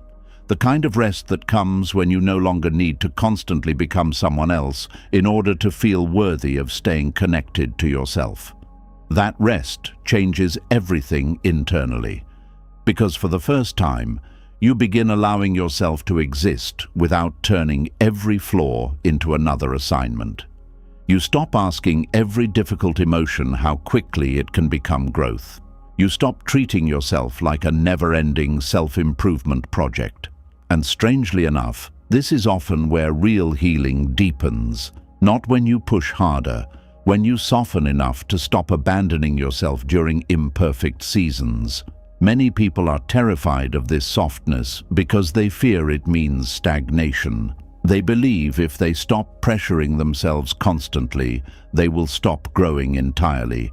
But growth built only on pressure eventually becomes emotionally unsustainable. The nervous system cannot thrive under endless correction. A person constantly treated like a problem eventually begins feeling emotionally homeless inside themselves. This is why compassion matters so deeply. Compassion reconnects you to your own humanity. It allows you to stop relating to yourself only through goals, fixes, and flaws. It allows the current version of you to finally exist without immediately being compared to some future ideal. That creates relief many people have not felt in years. You wake up and do not immediately scan for what needs improvement. You feel sadness and do not. Instantly turn it into another healing task. You rest without feeling emotionally behind. You have a difficult day without concluding you are failing at growth. You begin existing more honestly, and honesty creates connection, not only with others, with yourself. This is the opposite of the strange loneliness created by compulsive self-improvement. Instead of constantly leaving yourself behind emotionally, you begin staying with yourself more consistently. That changes the inner atmosphere completely. The nervous system relaxes, the mind slows down, the pressure softens. You stop living like someone permanently preparing for a better version of life. You begin living now. This does not mean growth disappears. You still evolve, you still learn, you still heal, but the energy underneath the growth changes completely. You are no longer improving yourself because you secretly hate who you are today. You are caring for yourself because you finally believe the current version deserves care too. That emotional shift removes enormous loneliness from the healing journey, because now the present self is included, not abandoned, not constantly corrected, included. The tired self, the fearful self, the hopeful self, the confused self, the healing self, all of it, without needing to earn belonging through endless transformation. This is why many people cry unexpectedly when they finally experience unconditional acceptance. Their nervous system realizes how long they have been carrying the pressure to become more before deserving love. They realize how lonely it felt always trying to improve themselves into worthiness, and once that realization arrives, something important begins happening internally. The chase slows down, not ambition, not healthy growth, the desperate emotional chase to finally become acceptable. That chase begins fading because you no longer need to use constant improvement as proof of value. You begin understanding something deeper. The current version of you was never supposed to be treated like an obstacle standing in the way of love. The current version was the one needing love all along. That realization changes how you breathe, how you rest, how you heal, how you speak to yourself after difficult days, how you exist during unfinished seasons. And maybe, for the first time in a very long while, you begin experiencing something unfamiliar but deeply healing. You begin feeling less alone inside your own life, not because all your flaws disappeared, not because your healing became complete, but because you finally stopped forcing yourself to earn connection with yourself through endless improvement. And in that softer space, the nervous system slowly begins learning a truth it may have never fully trusted before. You are allowed to belong to yourself even before you become everything you hope to be. And once you begin to feel less alone inside your own life, another truth quietly begins revealing itself. The reason acceptance feels so difficult is not because you are weak or incapable of healing. For many people, acceptance feels dangerous because their nervous system was shaped in environments where relaxing emotionally did not feel safe. And when chaos becomes familiar, peace can feel deeply uncomfortable at first. There is a strange fear that appears when someone who has spent years surviving finally tries to soften. Part of them wants rest desperately. They are tired of overthinking, tired of carrying emotional armor, tired of proving themselves constantly, but another part of them becomes afraid the moment they stop fighting, because fighting once kept them safe. This is why acceptance can feel terrifying to people who grew up around emotional unpredictability. To someone whose nervous system was shaped by chaos, tension feels normal. Hypervigilance feels responsible. Worry feels protective. Constant self-monitoring feels necessary. So when life finally offers calmness, the body does not immediately trust it. It waits for something to go wrong. Many people think healing means instantly feeling peaceful once the chaos ends, but the nervous system does not work that way. A body trained in survival often carries survival long after the danger disappears. The mind may consciously want rest, but the body still expects instability. This creates painful inner conflict. You crave peace, yet peace feels unfamiliar. You crave acceptance, yet acceptance feels unsafe. You crave softness, yet softness makes your body tense. Not because you enjoy suffering, because chaos trained your nervous system to associate tension with preparedness. And preparedness once meant survival. A child who grows up around emotional unpredictability learns quickly that relaxing completely can become dangerous. If a parent's mood changes suddenly, the child becomes watchful. If love feels inconsistent, the child becomes alert. If conflict appears unexpectedly, the child learns to anticipate emotional shifts before they happen. The nervous system adapts intelligently. It says, stay ready, stay aware, stay careful, stay emotionally prepared. That adaptation may protect the child in chaotic environments. But later in adulthood, the same survival system can quietly steal peace from everyday life, because now the body no longer knows how to feel safe in calmness. Stillness feels suspicious, rest feels irresponsible, acceptance feels like letting your guard down too much.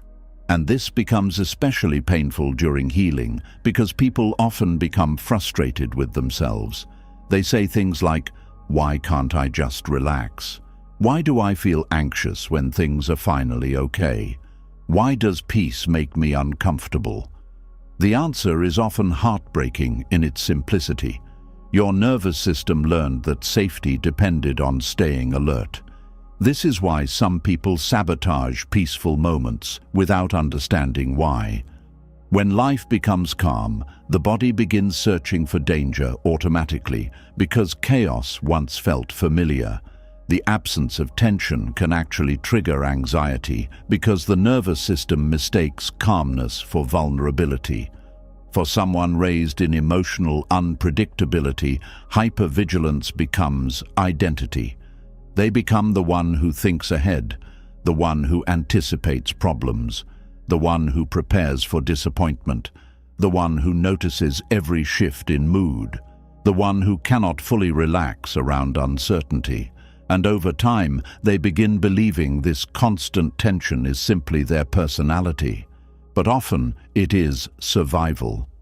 This is important to understand because many people shame themselves for nervous system responses that once protected them emotionally. They criticize themselves for being anxious, overthinking, emotionally reactive, or unable to trust peace. But the body is not trying to ruin their life. It is trying to prevent old pain from happening again. That changes the conversation entirely, because now healing is no longer about forcing yourself to calm down. It becomes about helping the nervous system slowly understand that the present is different from the past. And that takes patience. A nervous system trained in chaos does not immediately trust acceptance, because acceptance feels too exposed. If you stop scanning for danger, what happens if danger returns? If you stop criticizing yourself, what happens if you become careless? If you stop preparing for rejection, what happens if rejection suddenly appears again? These fears live deep in the body, not always consciously. Sometimes they show up quietly through behavior. You struggle to enjoy good moments fully because you expect them to disappear. You feel guilty during rest because your body equates stillness with vulnerability. You stay emotionally guarded even with kind people. You over-prepare for conversations. You replay mistakes constantly. You feel uneasy when life becomes too calm. All of these responses make emotional sense when seen through the lens of survival. A nervous system shaped by chaos often believes that constant tension prevents future pain. So letting go of tension feels risky. Acceptance feels like lowering defenses. Peace feels temporary. Trust feels dangerous. This is why many people unconsciously recreate emotional chaos in adulthood. Not because they want suffering, but because the nervous system feels more familiar inside intensity than calmness.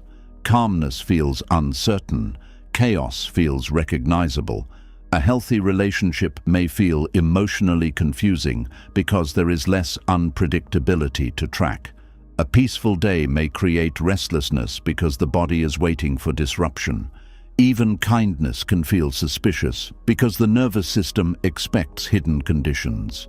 This creates deep emotional exhaustion. The person becomes trapped between craving peace and fearing it at the same time. That tension affects every area of life. Relationships become difficult because vulnerability feels unsafe. Rest becomes difficult because stillness activates anxiety. Self-acceptance becomes difficult because criticism once felt protective. Joy becomes difficult because the body expects loss. And perhaps most painfully, the person begins distrusting their own softness. They believe if they stop pushing themselves constantly, everything will fall apart. This belief often develops in childhood environments where emotional safety depended on staying alert. Maybe the child became the emotional caretaker in the family. Maybe they had to predict moods to avoid conflict. Maybe they learned to stay hyper-aware because unpredictability carried emotional consequences. So now, as adults, they carry enormous tension inside the nervous system without realizing how much energy it consumes.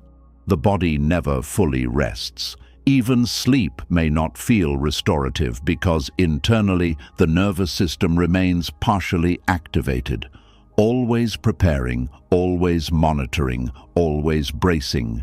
This is why acceptance can initially feel terrifying instead of comforting. Acceptance asks the nervous system to stop fighting temporarily. It asks the body to unclench. It asks the mind to stop scanning for flaws constantly. But for a survival-based nervous system, unclenching feels exposed. The body wonders, what if something bad happens while I am relaxed? That question lives underneath many people's inability to feel safe, not intellectually, physically.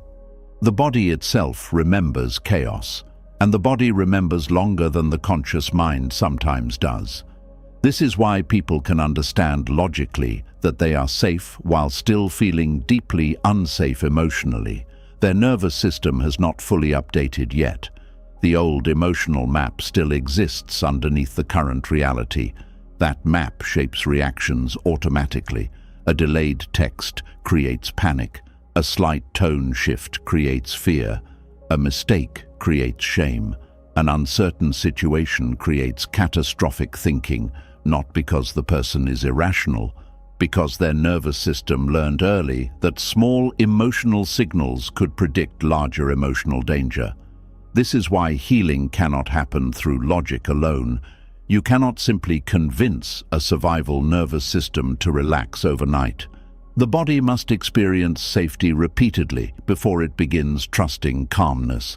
That process can feel painfully slow, especially for people who are used to measuring healing through visible progress. They become frustrated when old fears still appear. They criticize themselves for not feeling peaceful yet. But nervous system healing is not linear. The body learns through repetition, consistency, gentleness, safe experiences, and perhaps most importantly, through not being shamed for surviving the way it learned to survive. Many people who grew up in chaos became emotionally strong in ways others admire. They became independent, responsible, hyper-aware, mature, reliable, resilient. But underneath those strengths is often a person who never fully learned how to rest emotionally. Their body became organized around protection instead of peace. So even after leaving chaotic environments, they continue carrying chaos internally through tension, overthinking, perfectionism, self-criticism, emotional suppression, or hypervigilance. This is why some people feel deeply uncomfortable when life finally becomes stable. Stability removes distraction. It removes the constant adrenaline of survival. And suddenly, emotions that were buried underneath years of coping begin rising slowly to the surface. Grief appears, loneliness appears, exhaustion appears, fear appears. The person may become confused because they thought calmness would immediately feel healing. Instead, calmness sometimes creates space for long-suppressed emotions to finally emerge. That can feel overwhelming, but it is often part of healing. The body is finally safe enough to stop surviving constantly, so hidden emotions begin asking to be felt. This is why acceptance becomes such an important part of recovery from chaos. Acceptance teaches the nervous system that not every emotion requires emergency action. Not every fear requires immediate fixing. Not every uncomfortable feeling signals danger. Acceptance says, you are allowed to breathe here. You do not need to prepare for disaster every second. You do not need to earn safety through tension. But learning this can feel emotionally terrifying at first, because tension once created the illusion of control. The person believes that if they stay vigilant enough, maybe they can prevent future pain. Yet, hypervigilance never truly creates peace. It only creates exhaustion. No nervous system can remain permanently alert without eventually becoming overwhelmed.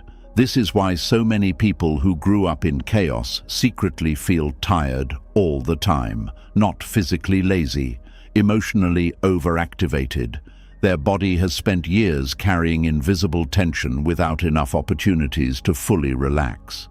That tension becomes so normal they stop noticing it. Tight shoulders, clenched jaw, racing thoughts, difficulty resting, difficulty trusting, difficulty slowing down, difficulty believing good things will last, all signs of a nervous system still expecting instability. And underneath all of it is often a very scared younger part still asking, am I safe yet? That question deserves compassion, not shame.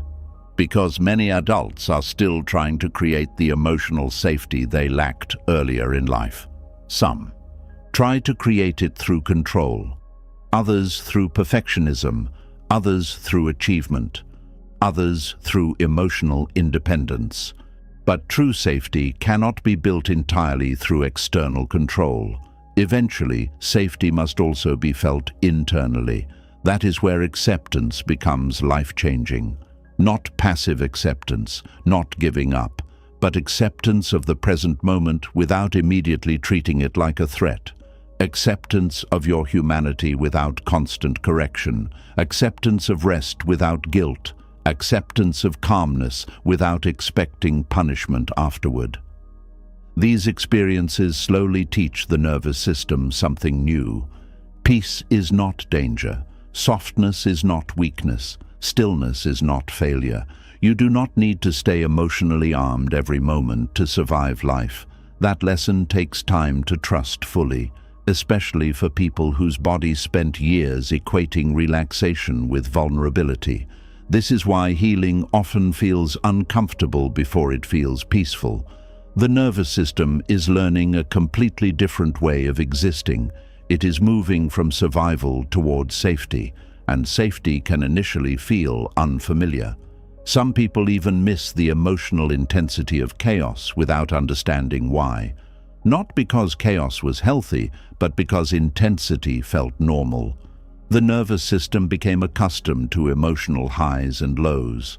Calmness may feel empty at first because the body is still addicted to adrenaline. This can create guilt and confusion. The person may think, "Why do I feel uncomfortable when things are finally peaceful?" Again, the answer is often simple. Your body learned chaos before it learned calmness. That learning does not disappear overnight, but slowly, through repeated experiences of safety, the nervous system begins softening. You stop expecting every good moment to collapse. You stop panicking during stillness. You stop needing constant tension to feel prepared. You begin trusting peaceful experiences more fully. And perhaps most importantly, you stop treating yourself like a problem that must remain under constant surveillance. That shift changes everything internally, because now the body begins experiencing what it may have lacked for years: permission to unclench, permission to rest emotionally, permission to stop bracing constantly, permission to exist without preparing for emotional disaster every moment. That permission can feel deeply emotional because many people realize how long they have lived in survival mode without fully understanding it. They thought they were simply anxious, simply intense, simply perfectionistic, simply overthinkers. But underneath those labels was often a nervous system shaped by unpredictability. And once you understand that, compassion naturally begins replacing shame. You stop asking, "Why am I like this?" You begin asking, "What did my nervous system survive that made these reactions feel necessary?" That question softens the inner world, because now you are no longer fighting yourself constantly. You are listening, understanding, reassuring, reparenting. And slowly, the body begins learning a new emotional reality. You do not have to stay in survival mode forever. You do not have to remain emotionally guarded every second. You do not have to earn peace through hypervigilance. You do not have to keep carrying chaos inside your body long after the chaos itself has ended. That realization changes the relationship with acceptance completely. Acceptance no longer feels like danger. It begins feeling like relief. Not instant relief, gradual relief. The kind that arrives slowly as the nervous system realizes it no longer has to fight for safety every waking moment. The kind that teaches the body how to breathe deeply again. The kind that reminds the heart it no longer has to prepare constantly for emotional collapse. The kind that allows softness to stop feeling threatening. And maybe that is one of the deepest forms of healing a person can experience. Not becoming perfect, not eliminating fear completely, but finally teaching a nervous system shaped by chaos that peace is not something it has to fear anymore. Maybe deep healing was never about becoming a perfect person. Maybe it was about finally putting down the pressure to constantly repair yourself. Through all these lessons, one truth kept returning again and again. You are not a machine that needs endless fixing. You are a human being carrying pain, survival habits, fears, emotions, and unfinished parts that deserve understanding instead of punishment. For so long, you may have treated every flaw like proof you were failing. You may have believed peace would only come after enough improvement, enough healing, enough achievement, enough emotional control. But real healing begins the moment you stop turning against yourself every time you struggle. It begins when you stop treating your emotions like enemies. It begins when you realize your worth was never supposed to depend on how perfectly you perform, heal, grow, or survive. And maybe tonight, for the first time in a long time, you can let yourself breathe without trying to become someone else first. Before you leave, I want you to do something honest. In the comments, write the one thing you are tired of trying to fix about yourself, just one. You may be surprised how many people have been carrying the exact same weight in silence. And if this video helped you feel even a little less alone inside your own mind, subscribe to the channel. There are still so many conversations waiting for the part of you that is finally ready to stop fighting itself.